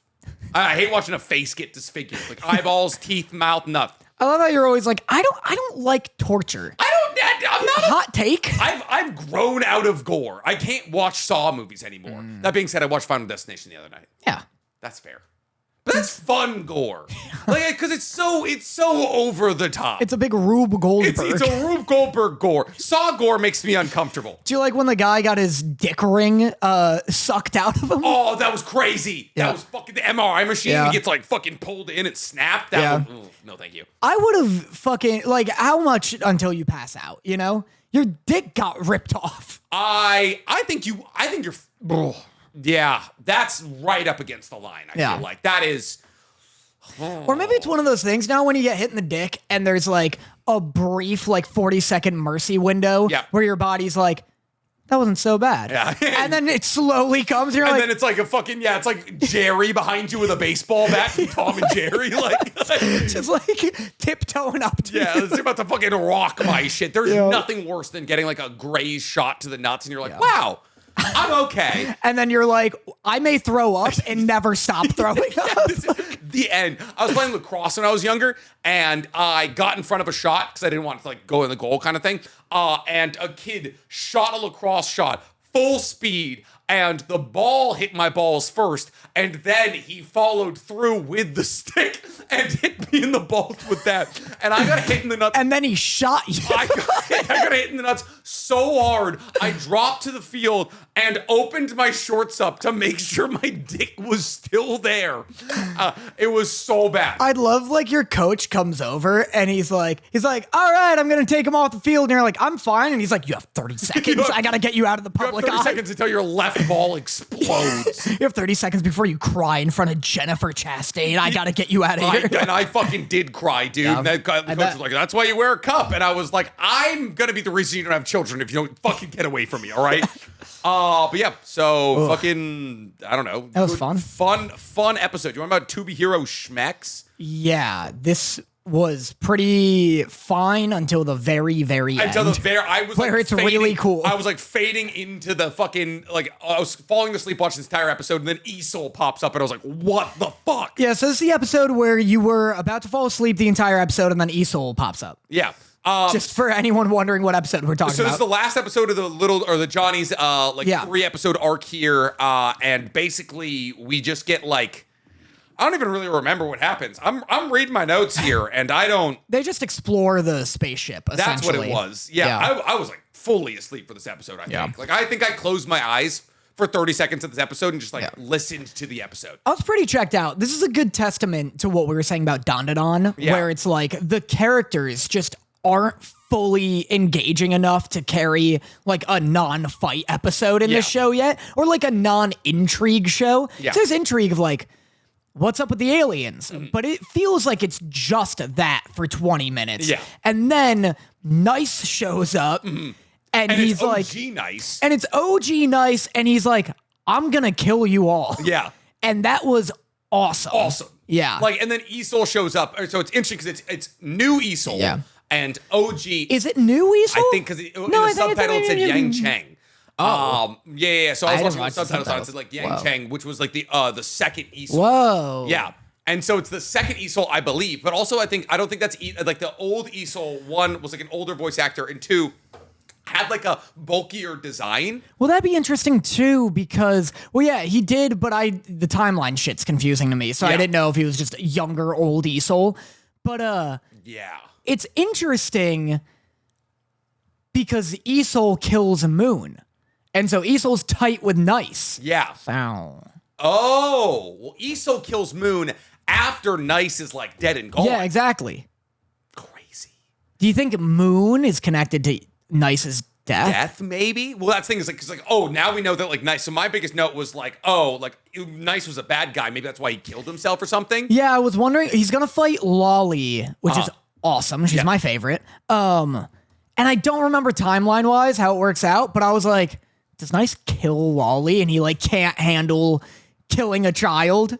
Because like, we don't see Lolly in any of like Nice's. No. Because like, obviously Nice is like Nice dies. That's the first thing that we see. And then Isol kills Moon. That's the last thing that we see from Nice's timeline. But like, so that does imply that Isol existed before Nice, right? Yeah. And like the new version of Isol existed before Nice. But us, what? Is this a nice pen? Is it of the Muji one or is it in Chinese? Then it is a nice pen. Yes, it's Japanese. I'll stop playing with it. That's fine. I mean, it's just a pen. Is it from those Japanese? Yeah, it's like from those like fucking paper stores. Yeah. I'll stop playing. No, with like you buy like 3 of them in a pack. They're so they're so expensive. I mean, that's a luxury paper It's store. It's a nice pen. I drew on my hand accidentally because I was playing with it, and I was like, I've never drawn a line that fine. Oh, dude, they draw. I write like several pages of notes every single day, so I have a standard. I got a real high standard. But yeah, so I think it's kind of crazy. I think like so Isol is basically trying to kill as many heroes as possible so we can get to like Hero X. Right. Like he's obsessed with the concept of being Hero X. And I don't know why. Probably something to do with the death of his friend. Like his Harry Osborn. Yeah, like broke him or something. And then like Nice is just a bad guy.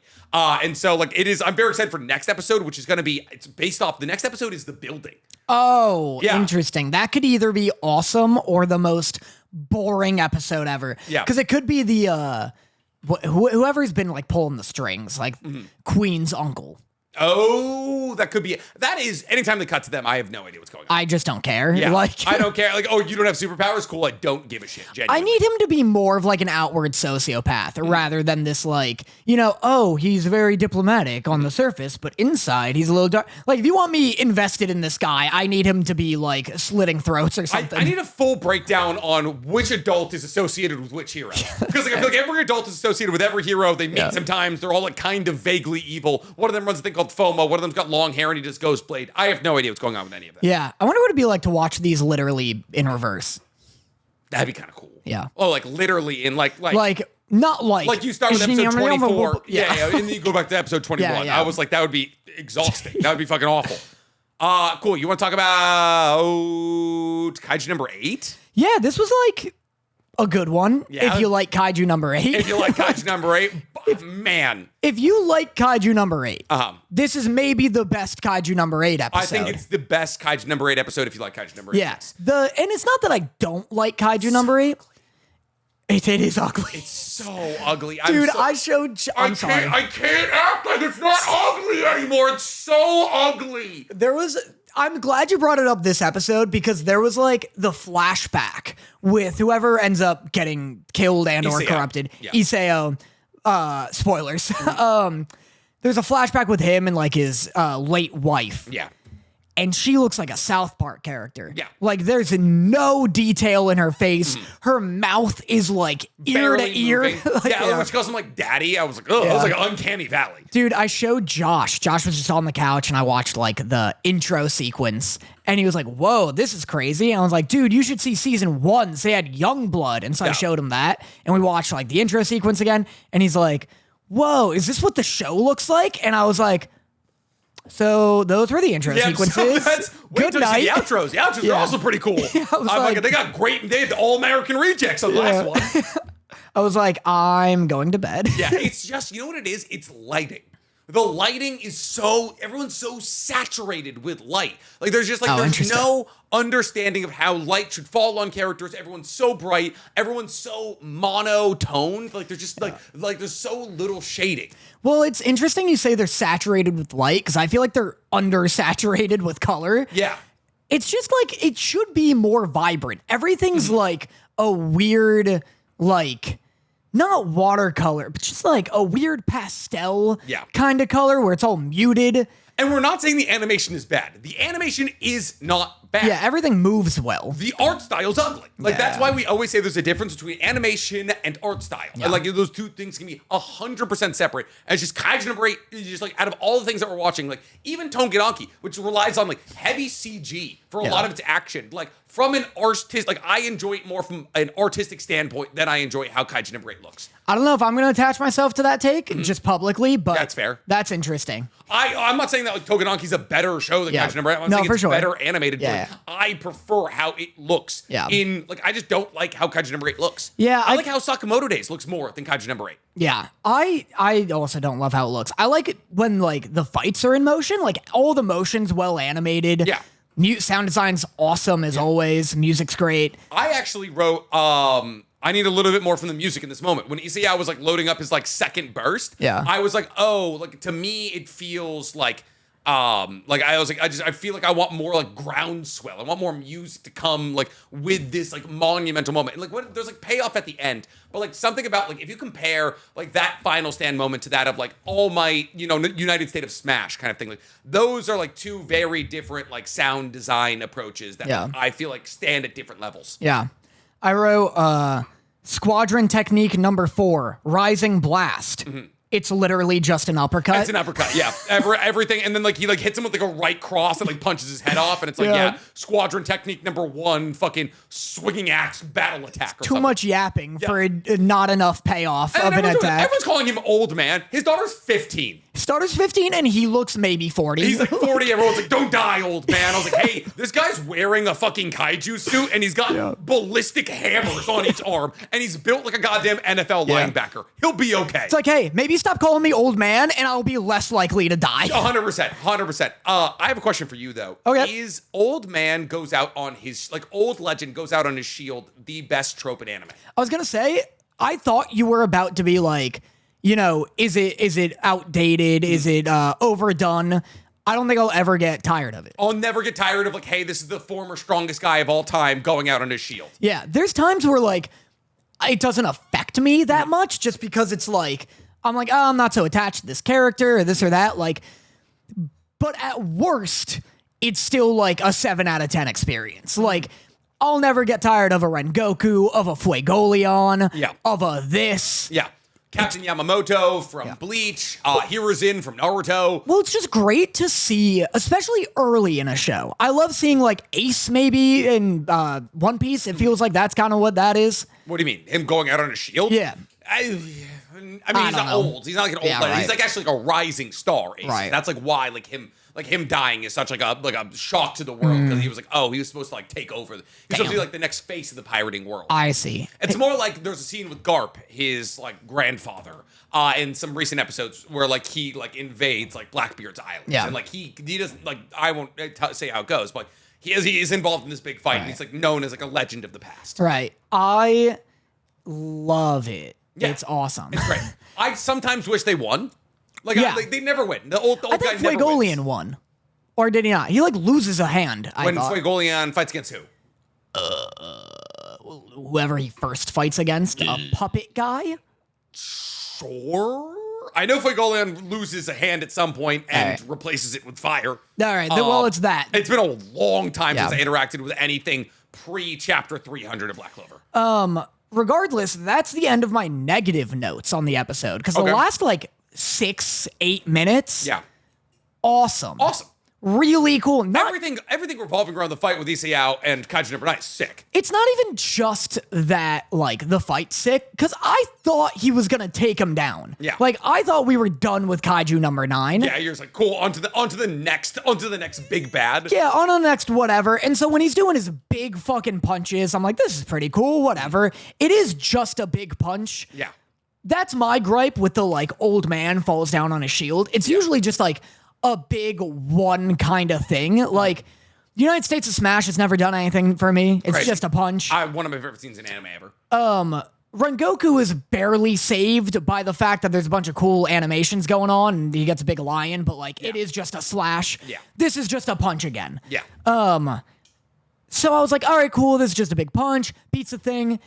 But then Kaiju number 8's not just barely enough. And then he's still standing too. And he's like, just gotta do it again. Yeah. And I'm like genuinely on the edge of my seat. I'm like, oh, is he gonna do one more? Yeah. Like, yeah, I was like in it. Then his like assistant bitch gets up and he's like, oh, the boss. And I'm like, where's your gun? Yeah. Like the core's exposed. Just even if you don't have a kaiju suit, give the guy a 9mm. Yeah, give him a Glock. Yep. And then the kaiju like absorbs him, and I'm like, wow, that's spooky. Yeah. And then they show up, and he's like, fine. And I'm like, oh, is this a flashback? This and that. And he's a fucking kaiju number 7 or whatever. Technically kaiju number 11 would be the most accurate. No, he's just kaiju number 9. Though. And it's kind of horrifying, and it's sick, and they can't really beat him, and he's like taking on all of them. It was so sick. My only other negative note is I wrote, just having wings doesn't mean you can fly. You have to flap them. That's been my number one complaint with Ghidorah every single time we've ever seen him in fucking any MonsterVerse movie. Ghidorah has an absurdly large wingspan, but Ghidorah's just poof. Yeah. And that's enough. And then it just floats there. It flaps once every 30 goddamn seconds. I'm like, Ghidorah, you need to do more than this. But he grew wings and then just started floating. Yep. And I'm like, that's not enough. It's Sasuke. It's Sasuke with his one hand wing. Oh, I hate his hand wings. One hand wing that allows him to fly for some reason. It's so weird that only Sasuke gets hand wings because other people have the curse marks. True. Very true. And the other people get the curse marks and don't really get like anything additional. Their things just get they get more powerful at the stuff they were already doing. Yeah. Like Kimimaro is just better at ripping bones out of his body once he gets his fucking curse mark. Toyuya is just better on her flute. But fucking Sasuke gets a black Chidori and a goddamn hand wing. Yeah. Crazy. Insane. Crazy. Fun episode. And then that brings us to our last anime of this week, The Summer That Hikaru Died. Oh my god, I forgot about this one. You didn't watch it?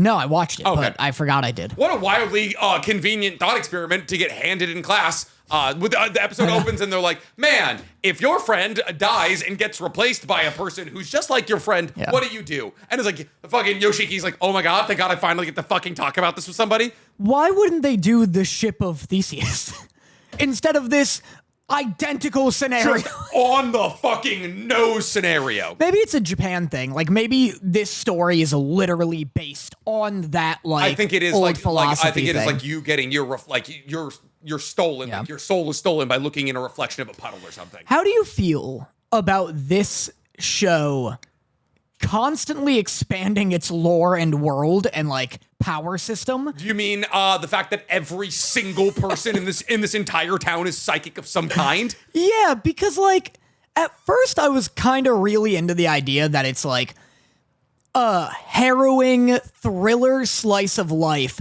where there's just one weird element. Yeah. And then I like the agency guy because he's like really kind of like scary. Like it's just like dark and you have the feeling that like this dude's tortured people. Yeah, 100%. But the more it becomes like Dandadan, where like he meets a character and it's like, I've always seen ghosts. Yeah. I'm like, I can hear ghosts. yeah, it's like, And then her grandma's like, yeah, I can only see ghosts. And it's like, yeah, bring that up, bitch. What? I know. I'm like, I don't know how I feel about it. How do you feel?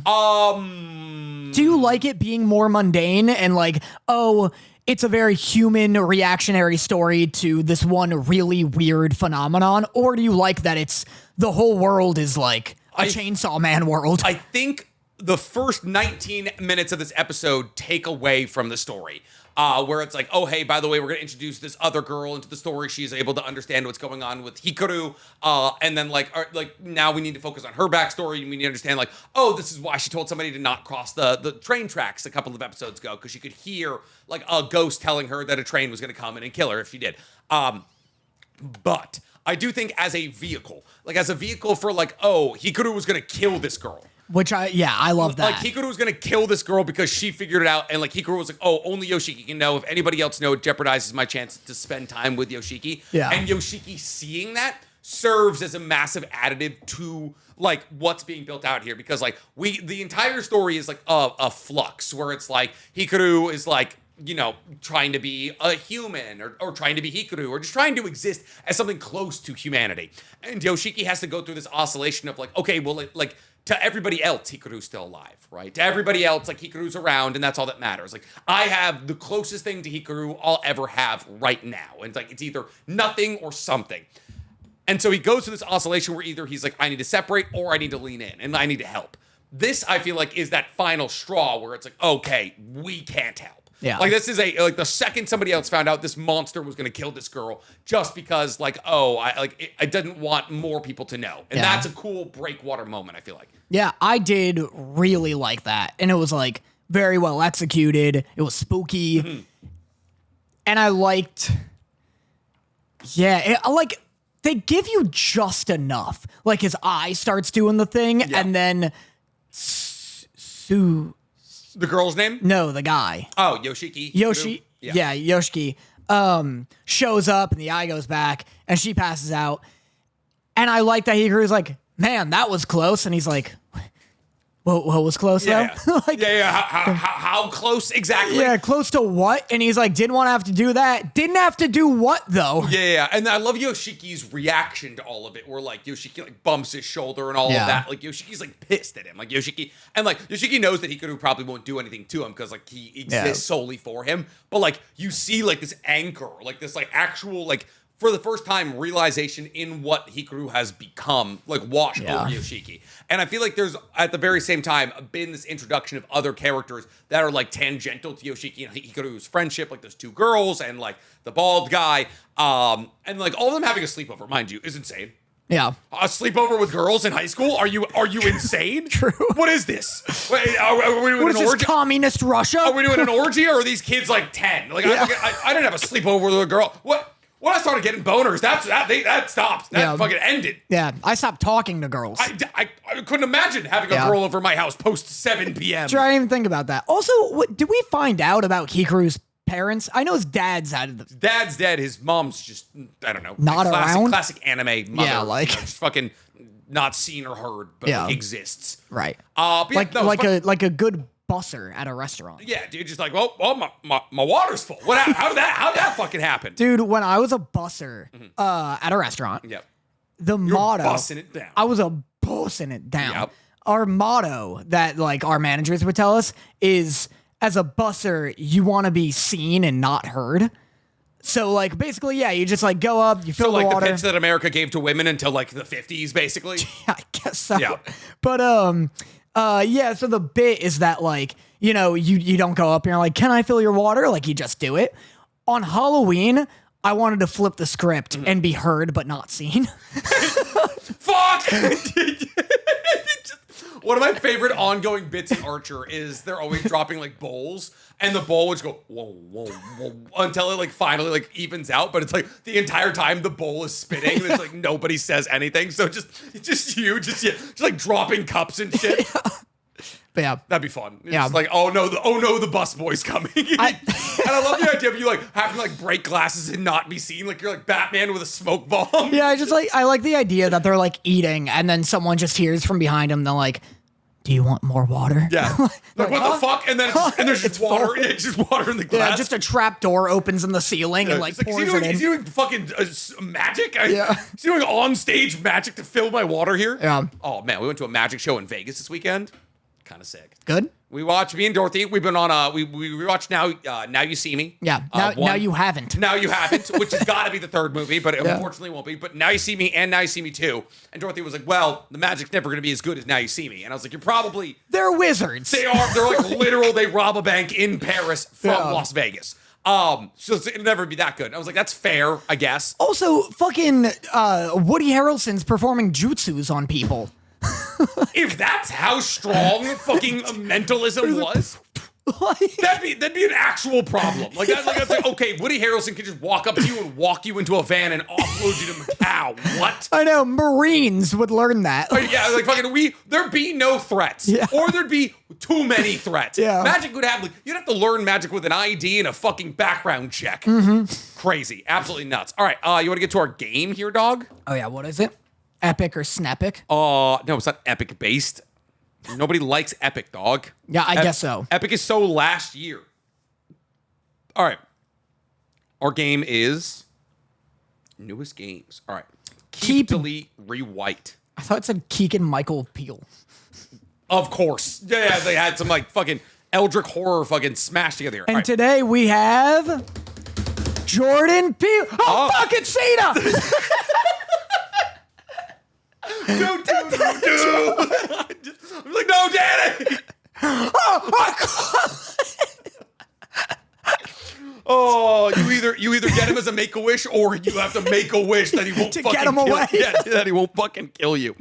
All right. Let's see what this stupid fucking game is. Thank you, Swanky and Batman, for another game here. Shout out our game makers. Oh, this is just by Swanky. Never mind, Batman. I take it back. Keep it swanked. All right.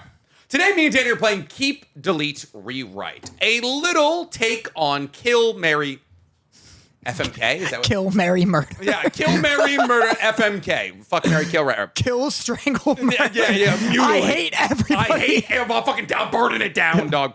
Today, me and Danny are playing Keep, Delete, Rewrite. A little take on FMK. Below is a series of trios, shows, or characters that have been gathered. Our task is to discuss which of these items should be kept exactly as it is, which we would delete from existence, and which we would rewrite. Is this a play on FMK or FMK Brotherhood? FMK Brotherhood. Yeah, it's the remake. Yeah, you're proud of that one, aren't you? Goddamn. Anyway. You know when I know you're proud of something? Your lips disappear. Yeah, It's because I'm a white Nick. I got great lips. How dare you? I have great lips. You have a good bottom lip. I feel like I have good. I'm gonna get insecure about this. Congratulations, you made me insecure. All right. First up, we have shows we dropped. So, which isn't true. What do you mean? We watched all of Elusive Samurai. We did watch all of Elusive Samurai. I couldn't tell you what happened in it. I can tell you what happened. I couldn't tell you names Fair. or like the plot, but I could tell you like what I saw. That's fair. A man bleeds. A man bleeds a lot. Yeah, man gets cut a bunch. He's covered in ants, right? Yeah. It's not like he has ant-based powers. I think the ant's more of a visualization. It's more he's covered in honey. Yeah, and then the ants just keep coming to him. It's a real problem here. All right, so fine. I guess we'll. No, that was part of the podcast. Go on. I see what you're doing there. All right. Keep, delete, rewrite. Shows we've dropped. Beastars, Shangri-La Frontier, or Elusive Samurai. Okay, well, saying we've dropped Beastars is a stretch. Yeah. Because, like, Beastars, we'll get back to it. Yeah. We'll get back to it. Like, we didn't drop Beastars because we weren't interested in it. We just kind of forgot, you know? Yeah. Shangri-La Frontier, we made an active choice to drop. Yeah. Elusive Samurai, we didn't even actually technically drop, but, like... We didn't drop even in a non-technical sense. I think Elusive Samurai is probably the worst anime we finished. No, we didn't finish Daima. We didn't finish Daima. We finished Blue Lock Season 2. Yeah, It's that's the between worst. Elusive Samurai and Blue Lock Season 2 for the worst anime we've ever finished. Wait, this is interesting. Right? What else? What other bad shows have we seen all the way through to the end? Maybe Windbreaker Season 1. You didn't like Windbreaker Season 1. Yeah, but you liked it. I loved it. And we dropped Suicide Squad. We dropped Rick and Morty. Yep. We should have finished Rick and Morty. That's the one? We should have, because that would have been very easily the worst anime we ever finished. Yeah. But like also just like from a thought experiment to understand like, Yeah. oh, cool. Like we could probably make better media than this. Yeah, I agree. Okay, so which are you keeping, deleting, or rewriting? This is kind of easy for me. I think I would keep Beastars. Yeah. I would probably delete Elusive Samurai, and I would rewrite Shangri-La Frontier. What are we doing? I think honestly, based off every single day, people are like, Shangri-La Frontier, you dropped it too soon, you dropped it, you're gonna love it, it's the greatest isekai of all time. I think there's more to Shangri-La Frontier, and I think if I say delete it, I'm gonna get hate mail. I'll take the hate mail. I'll keep Beastars because I genuinely have no gripes with it. I have no gripes with Beastars, we just actually forgot to watch. Yeah, I just stopped. Well, I think we went to a con. Yeah. I genuinely think we went to a con and just missed it 1 week. If we miss you 1 week, you're gone. You're done. Yeah, that's like me with Sakamoto days right now. I'm like swimming to catch up with. I'm like an episode behind. I'm swimming to catch up with a boat, and I'm like, do I even want to catch up with this boat? Elusive Samurai had some of the most incredible like character designs, animation, and I don't remember what happened. You're so much hotter on Elusive Samurai than I am. It's unbelievably well animated. Yes. Until there's a CG dog shooting fucking horse race. You get one CG dog episode. Yep. I don't remember a damn thing about like the characters or plot. Deeply uninteresting. Which is why I'd love to rewrite it. That's fair. Shangri-La Frontier is just Sword Art Online. But Inosuke's the lead. And it's less cringy. I don't need it. I don't need it either, but people are already I saying need Elusive Samurai, I think. crazy. All right, I think we're gonna have to agree to disagree here because I think I'm rewriting Shangri-La Frontier to just make like I don't know. Yeah, what do you change? Skip the whole bunny training arc. That's what fucking lost me. I'm sorry. Like I give an episode 2.5 episodes of brevity where I'm like, oh, that episode wasn't great, and then I'm like, oh, this episode also not great. And if I get into the third episode, I'm like, we're still not. I'm done. Anytime a video game anime has a moment where it's like, guess I just gotta grind for XP now. Yeah. You are combining my least favorite part of video games with my least favorite part of anime, which is like filler. Yeah. And combining it and then making me watch it. I think my window for like, oh, I'm willing to watch this versus I'm not willing to watch it is getting smaller every single. Because if I get like 10 uninterrupted minutes of like something that bores me in an episode, I'm like, well, oh well, you know, and then I'll get an email from somebody who'd be like, oh, like 3 weeks later, it's like, you dropped the greatest show of all time. And I was like, well, it should have been boring for those 7 minutes. Yeah, there's too much good shit out there to waste it on mid shit. Yes. That's why I don't get mad when people are like, or when like shows are like, hey, next season in 3 years, like, all right, I have so much other shit I have to 100%. Watch. I'll forget this show existed until it comes back in 3 years. All right. Keep, delete, or rewrite. Hold on, Jesus Christ. Nick, keep, delete, or rewrite. Taco B. Jesus Christ. You got it? Wait, what is this? Otherworldly beings pretending to be children. Yeah, but this is a concept. This isn't just a show we're keeping, deleting, or rewriting. I guess. I'm going to do the shows. Okay. Nick, keep, delete, or rewrite Taco B's original sin, The Summer Hikaru Died, or Full Metal Alchemist Brotherhood. Okay, so the thing that ties all of these together is that there's some otherworldly being pretending to be a child. So, like, Pride is Celine Bradley. There's a yokai being Hikaru in The Summer Hikaru Died, and Takabi is being, well, I guess, Marina. like Marina, technically, in Takabi's original sin. These are 3 very good shows. Yeah. The Summer the Hikaru Died is the weakest out of these 3. Yeah, I agree. I say I delete The Summer the Hikaru Died, I keep FMAB exactly how it is, and then I rewrite Takabi's original sin to be sadder, longer. Takabi's original sin, I feel like is the perfect. Like I almost wouldn't want it to be longer because I feel like all of the storylines that needed to be fleshed out and told did exactly that. You know? Yeah, it is tough because you got to rewrite one of them. But I really have no gripes with Taco B, and I have no gripes with FMAB. Yeah, I don't know. Maybe there are some things I would rewrite in FMAB. Skip the Chimera shit. Oh, the fucking... The Nina shit? No, not the Nina shit. The fucking rhinoceros and like hippopotamus person.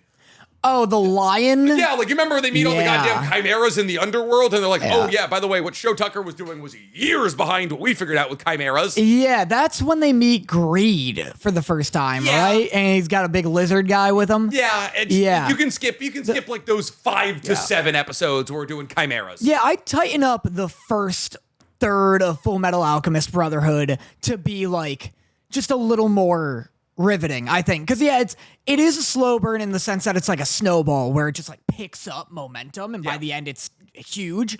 Whereas Taco B, if we're comparing them, is 6 episodes and all of them are home runs. Exactly. So yeah.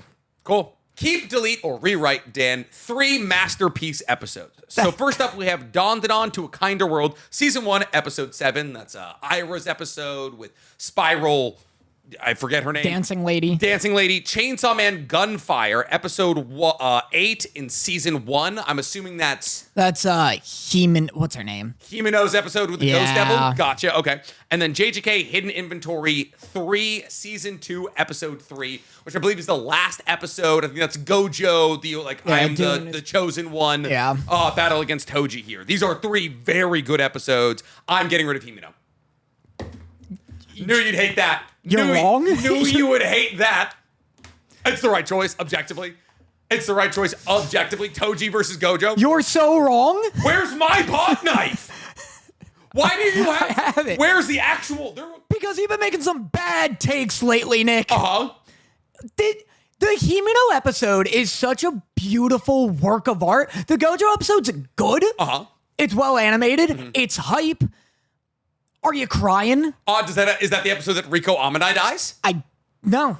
You don't think so? I don't know. Well, because go on Crunchyroll. Well, so that would be the episode like, Toji defeats Gojo, right? Like tears him asunder, and then Toji walks into the star room and shoots Rico Amanai in the head. That's an emotional moment. Hardly. Okay. Who gives a shit about Rico? Who's been watching Clevitus on my fucking Crunchyroll? Was that you? No, I don't know what Clevitus is. I'm for some reason 5 minutes into the first episode of Clevitus. Gross. It sounds like an STD. Apparently it's very good. A lot of people really like it. Try Clevitus if you want to be blind. Good. If you sell them on the side effects, they can't be mad when they get them. That's fair. And as long as you say it in regular speed tone, it's totally fine. Oh, dude. Episode 3 of JJK is the fucking aquarium episode. Gone. It's the aquarium episode. The snooze aquarium? This is I need more time. This is one of all of Hidden Inventory is a fucking masterpiece. The second half of Hidden Inventory is like absurdly good. It's gone. It's absolutely gone. Listen, I'm not saying that the Himeno episode isn't a fucking absolute banger of an episode. Like it's the best episode of Chainsaw Man by far. Himeno's a great character. Watching her sacrifice basically amount to nothing, and like with her sacrificing her whole body, trying to get the ghost devil up to a certain level to just watch the ghost devil get destroyed by the fucking snake devil or whatever it was. Huge moment. This JJK Hidden Inventory. You can choose any episode from Hidden Inventory. It's got the beach and everything. Yawn. Crazy. So this is what you get rid of, and you keep episode 7 of Dandadan. Well, hold on now, I guess. Yeah, I guess I do that. So yes, because episode 7 of Dandadan's also, these are masterpieces. Because I'm so close to constantly being like, episode 8 of Chainsaw Man is like a masterpiece work of art. And the others, and I think of the others, and they're also masterpiece works of art. Yes. Where they're like really artsy and indie feeling. Yes.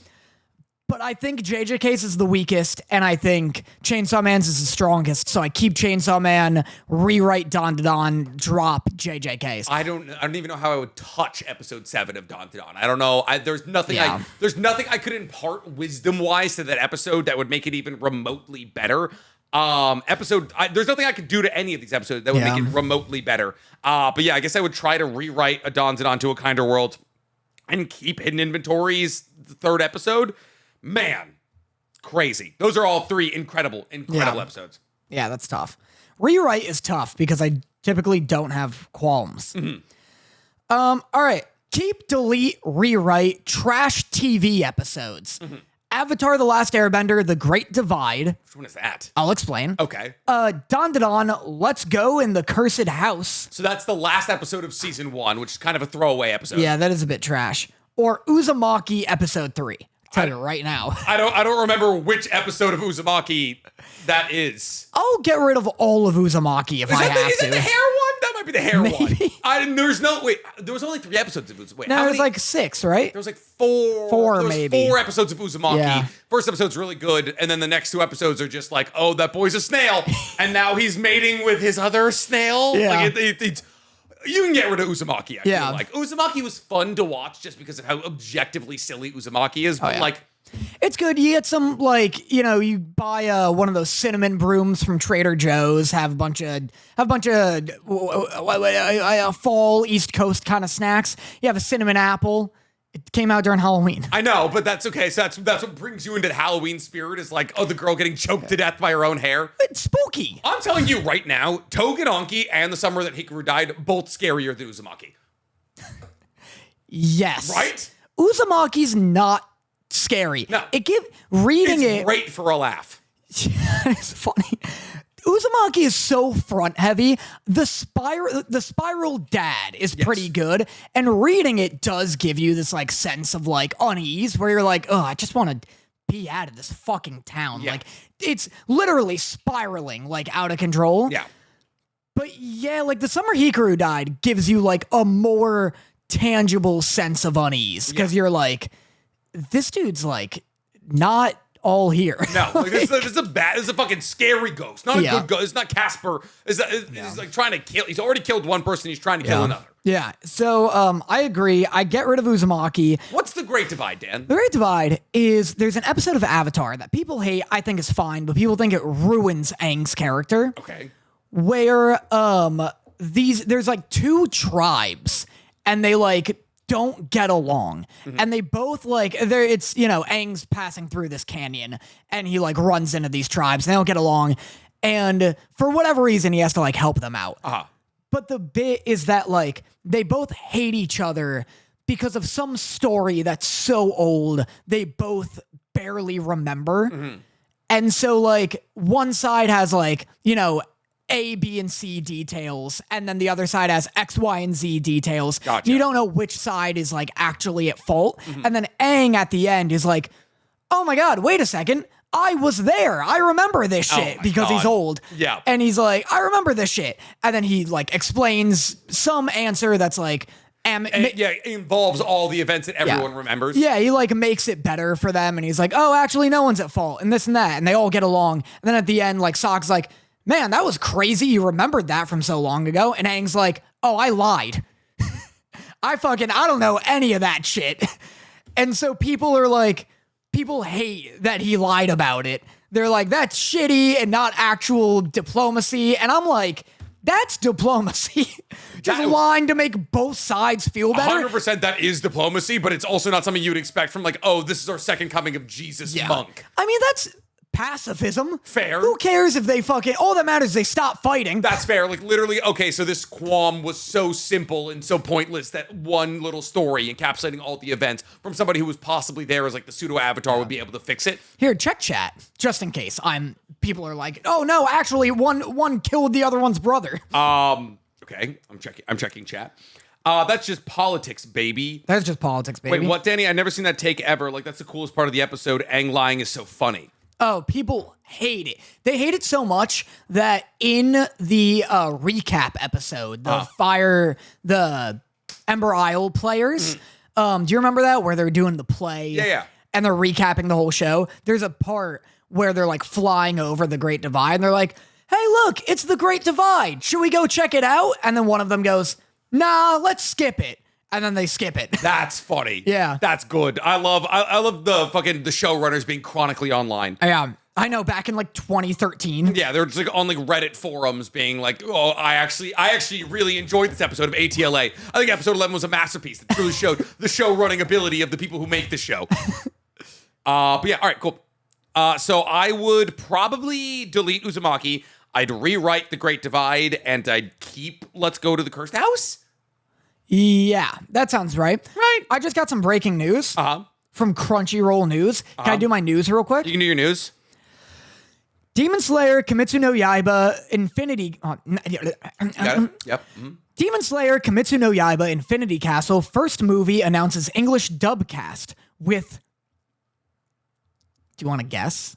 Do you want to guess who is in it? Why would they need to announce there's no new characters. There's new characters. There's like one new. There's a character who's already been introduced who has a voice actor who's a bit different now. Like Keizo. What? Keizo. Keizo? Keizo. Keizo. That's okay. What? Who is Keizo? Keizo, Keizo Demon Slayer? This guy. Yeah, he's already been introduced. He has... Oh, wait. No, wait. You know the news? I just know who this is. I can't explain to you who this is because it's technically a spoiler. Do you want to know who plays him? Guess who plays him? Alex Lee. No. Oh. Hollywood actor. Big Hollywood actor. The biggest name in this lineup. Hollywood actor? Hollywood actor. Brought in for Infinity Castle. Yeah. Is it... oh, God. Who's the guy? Who's the guy who was in... He was Howl. Nope. Christian Bale? That'd Christian be Bale. Crazy. You said Hollywood actor? No, you're right. It's that caliber. That's insane. Matt Damon. Nope. Ask for a type of hint. A type of hint? Yeah, like be like, oh. Okay, give me what does he usually act as? Like, what's his usual role? Comedy. Comedy? Yeah. Glenn Powell? Glenn Powell? Who is that? Is that the fucking, that's the one that they're... No. all right, when was his peak? Is he in his peak right now? 2014. He was in 2 movies that like every high school and college guy loved. Vince Vaughn. Could you fucking imagine? Could you imagine if it was Hey, Tanjiro. Tanjiro, the girls around here. Oh my God. Can you imagine it's just fucking like everyone, like Bryce Papenbrook, all the other voice actors. No, it's an American voice actor joins the Japanese dub, and it's fucking like, wow, Tanjiro. Wow. It's me, Owen Wilson. You really sliced that guy up. Is it Ben Stiller? No, it is Channing Tatum. He loves Demon Slayer. That's why. Does he? Yeah, he does. He brought his child to the premiere. Yeah, he loves Demon Slayer. He was like, put me in that shit. Are you thinking this is the end? You're talking about this is the end of 21 Jump Street? Okay, gotcha. Because he was also like a gimp that got walked around on a leash, and this is the end. No, 21 Jump Street and 22 Jump Street. Those are 2 great movies. Yeah. He loves Demon Slayer. That's crazy. Like, yeah, his daughter is a huge weeb. That's so funny. So he was at the Demon Slayer premiere for the last one that came out, the last movie that came out. They should make him Muzan. Despite them already having one. That would be awesome. They just take these absolute rewrite them. Like, yeah, sorry, Channing Tatum wants your role. Yeah. You're gonna have to fucking see yourself out here. Keep, delete, rewrite here for non-canon ships. Up first we have Zutara, which is apparently what we call Zuko and Katara. Right. We have Danpo, Danimana, and Rampo, and then we have Hamumato, which is Madoka and Hamura. I see. From Madoka Magica. So keep, delete, rewrite these 3 ships. Which are you keeping? I think I keep. You might be unfairly biased here. I might be unfairly biased. I like to assume that Danpo has made you a fair amount of money. Nope. Not a single dollar off Rampo's ass. Goddamn cent. I probably made Bungo Stray Dogs more money than it's made me. That's probably incredibly fair. Man. I'll tell you right now. People are so intense about Zutara. I'm keeping Zutara. Yeah? Zutara is the right choice. Yeah. It's the right choice. They have such chemistry. I know people are like stuck on the fact that like, oh, it's just trauma bonding. First off, what's wrong with trauma bonding? I'm no therapist. I don't know. I know there's nothing wrong. If those 2 kids can find solace in each other because of the trauma they've been through, sure, let them figure that out together. Yeah. Second off, I don't think May likes Zuko. I don't think May likes anybody. That's true. I think Zuko deserves the world. Yeah. I think Aang is too young to be involved in romance. I agree. Everyone's like, oh, well, Katara and Aang are meant for each other. Aang is so below an age that I would even begin to ship someone with. Yes. Like, I'm like, let this kid fucking figure out life before he figures out a girlfriend. Katara is the first woman he's interacted with. Like, that's it. He's raised in a temple above the clouds by bald men. By monks. That's it. That's it. Fucking by monks. And the first woman that he meets that gives him a crumb of attention he falls in love with. I know. Him and Katara have just as little chemistry as Katara and Zuko, if Katara and Zuko don't have chemistry. Zuko, mind you, is surrounded by all of the baddest women in the universe in the Fire Nation. Dude, all of the baddest women in the universe come from the Fire Nation, and yet he's still interested in Katara. Yeah. I like... Keep that one.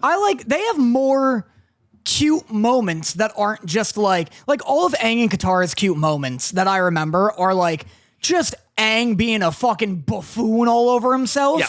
And then all of Katara and Zuko's cute moments are like genuine moments of like maturity and growth and like them understanding each other and finding out that they're both like victims of this horrible war. Yeah. So yeah, it's just, we've talked about it before where like shipping is just who I like seeing next to each other on screen more. Nothing more complicated than that.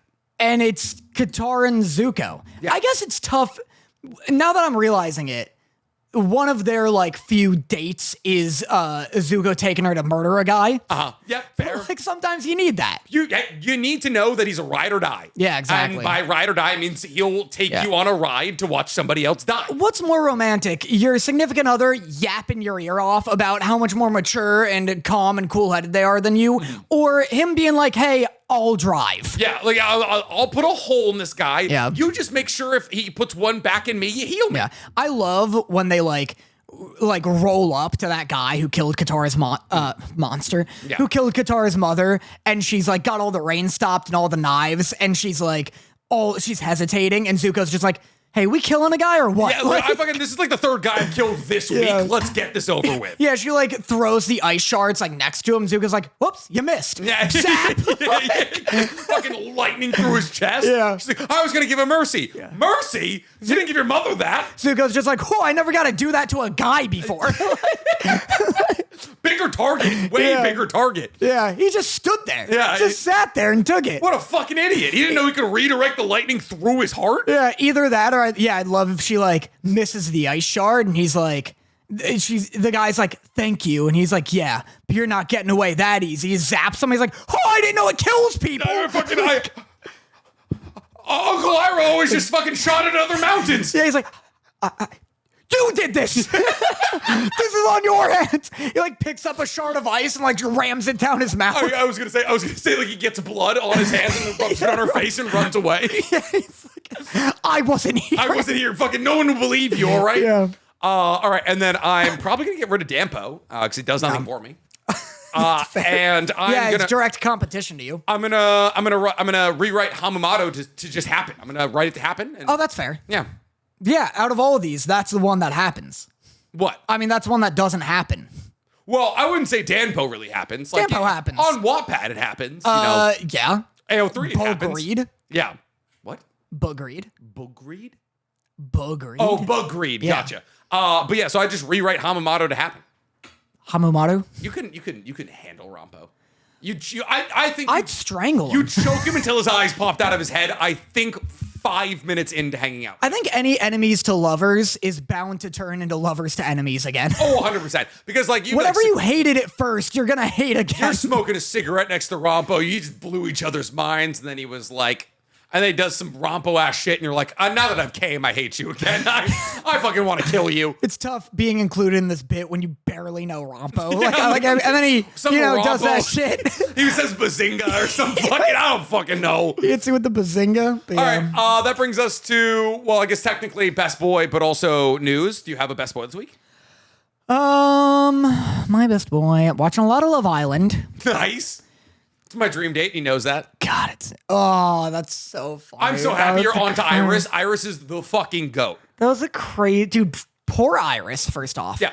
Second, that was the every now and then, anytime I'm on Jeremiah's side, he says something that like launches me over to Huda's. Okay. Every time I'm on Huda's side, she catapults me back to Jeremiah's. Yeah. Because so for everyone who cares, which is all both of you. Yes. They do a bit where America gets to do a recoupling and choose who the bombshells are coupled with. And the whole time, everyone's misinterpreting what this means. Because Huda, like, Jeremiah's like, well, if misinterpreting was a sport, Huda would be Olympic level. Everyone is misinterpreting it because they keep being like, why would America do that? We're so perfect for each other. And then Huda in a fight with Jeremiah is like, what, you're saying America hates me? Is that what you're saying? No one for a second considers the idea that America is just trying to get drama to happen. That, or they just don't want Huda and Jeremiah to be around. Like, they didn't want Huda around anymore. I don't know or think that's what it is. Like, my leading theory is that they just want to stir the pot. Because these were the most interesting matchups to give that would cause the most interesting reactions.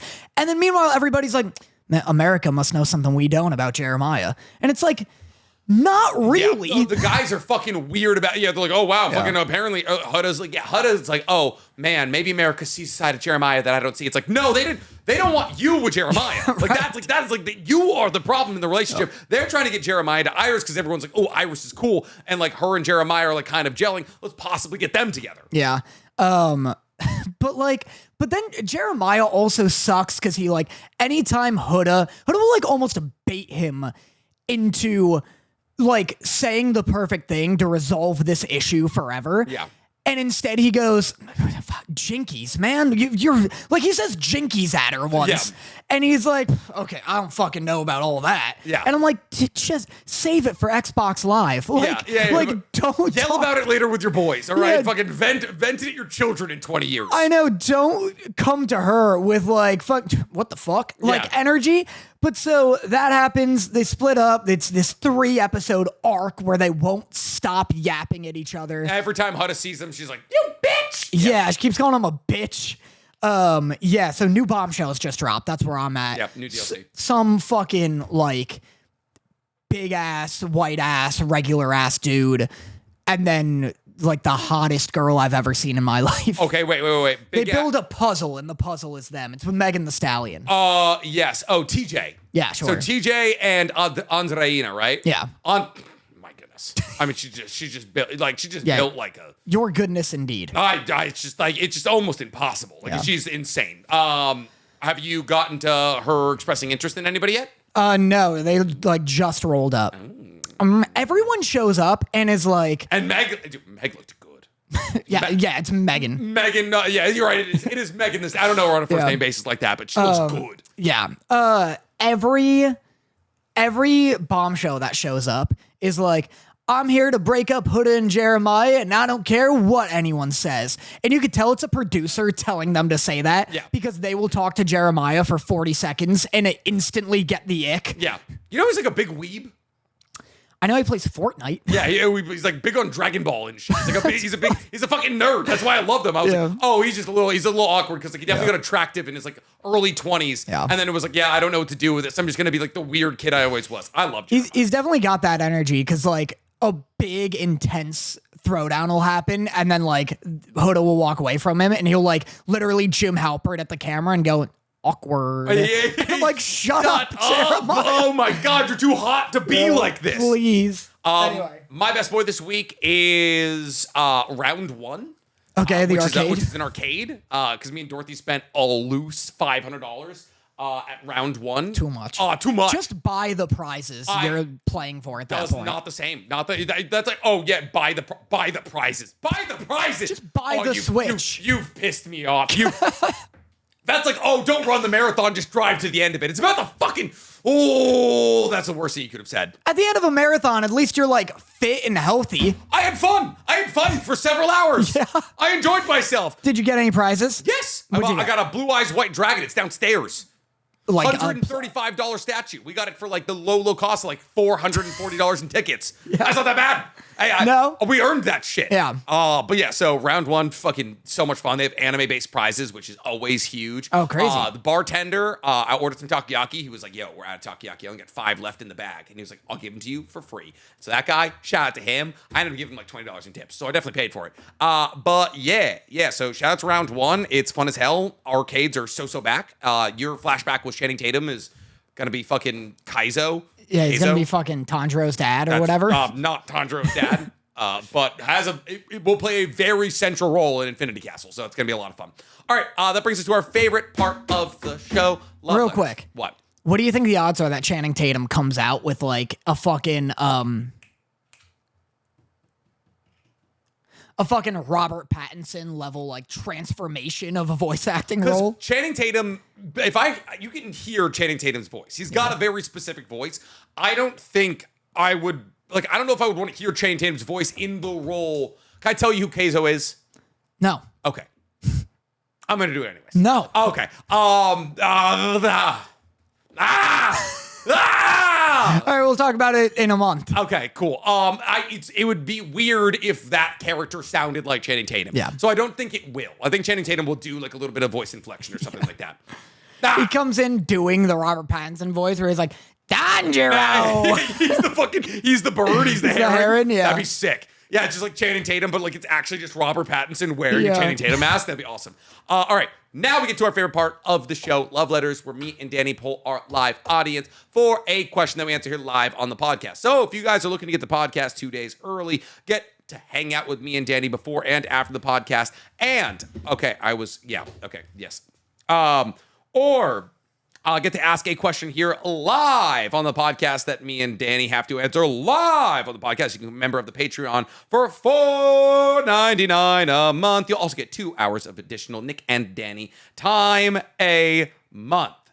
Me and Danny just did some Mage Arena, which is a battle royale where you have to cast your spells by yelling them. You don't actually have to yell them, but we yelled them. And we had a ton of fun. We played with Stank. It was a great time. All right. Demencio Lamberti asks, if you could choose one ability from anime to use just one time, what would you use and how would you use it?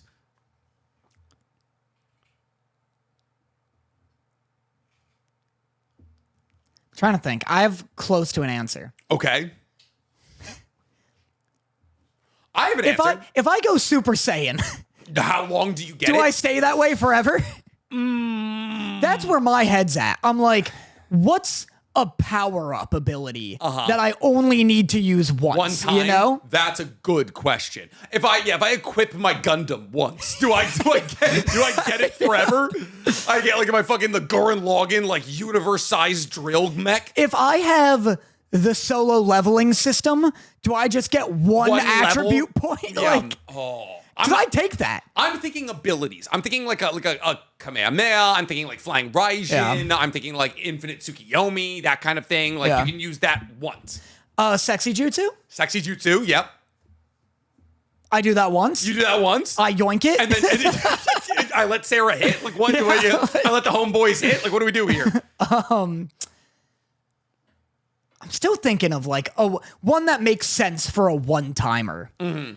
Because I fucking Kamehameha in front of someone and then they're like, do it again. That would be, if you use your one Kamehameha tactfully, you could run the world. If you're like, hey guys, I want everybody to know I can blow up the moon whenever the fuck I want. It need to be, well, yeah. That's it. You need to blow up the moon though. It would need to be a spirit bomb or something so insane that everyone is too afraid. That everyone's too afraid to be like, let's see it again. Yeah. That you're no one wants to see it again because hey, if I aim it at the Earth is cooked. Yeah. You know? But you would have to blow off half the moon. You have to assassination classroom. Yeah. You have to blow off a chunk of the moon so you don't ruin the world. But if you guys ever try anything with me again, I'm destroying everything. You think there's laws against blowing up the moon? I can't imagine there is. I don't because the laws that's not Earth jurisdiction. Yeah. We don't own the moon. Our flag's there. That's a good point. That's a good point. Yeah. If you kill someone on the moon, where do you get prosecuted? I don't know. It's probably whatever the national. It's like boats. It's whatever the nationality of the boat that brought you out there, whatever the nationality of the ship that brought you out there, you're prosecuted under their laws. Right. Feels like international waters. Should be able to do what I want out there. So what's yours? I'm trying to think of what would be a good one for just a good one-off. And Kamehameha's up there. I'd love a Death Note, knowing I get one, but I feel like it'd be the Master Sword in Breath of the Wild, where I'm so stressed to use it for my whole life that I never end up using it. That's fair. I'd be every time I'm no, this is who I kill. Yeah. Without and get away with it. Yeah. I'd be maybe I'll wait a little. Maybe someone just I'm stuck somewhere between Kamehameha and the White House, and then also trying to think of some equip,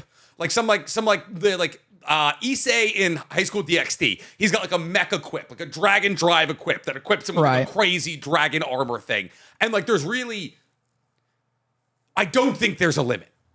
A Kame ga kill, being able to equip one of those, one of their fucking, I forget what they call them, their really important weapons once would be really good. Yeah. Man. There's a right answer. I know. Let's see chat. What if it was a Gios? You could use fucking. That's a robot. That's not an ability. No. The Gios, the eye. You can use the Gios to control one person, and you can get them to do whatever you want.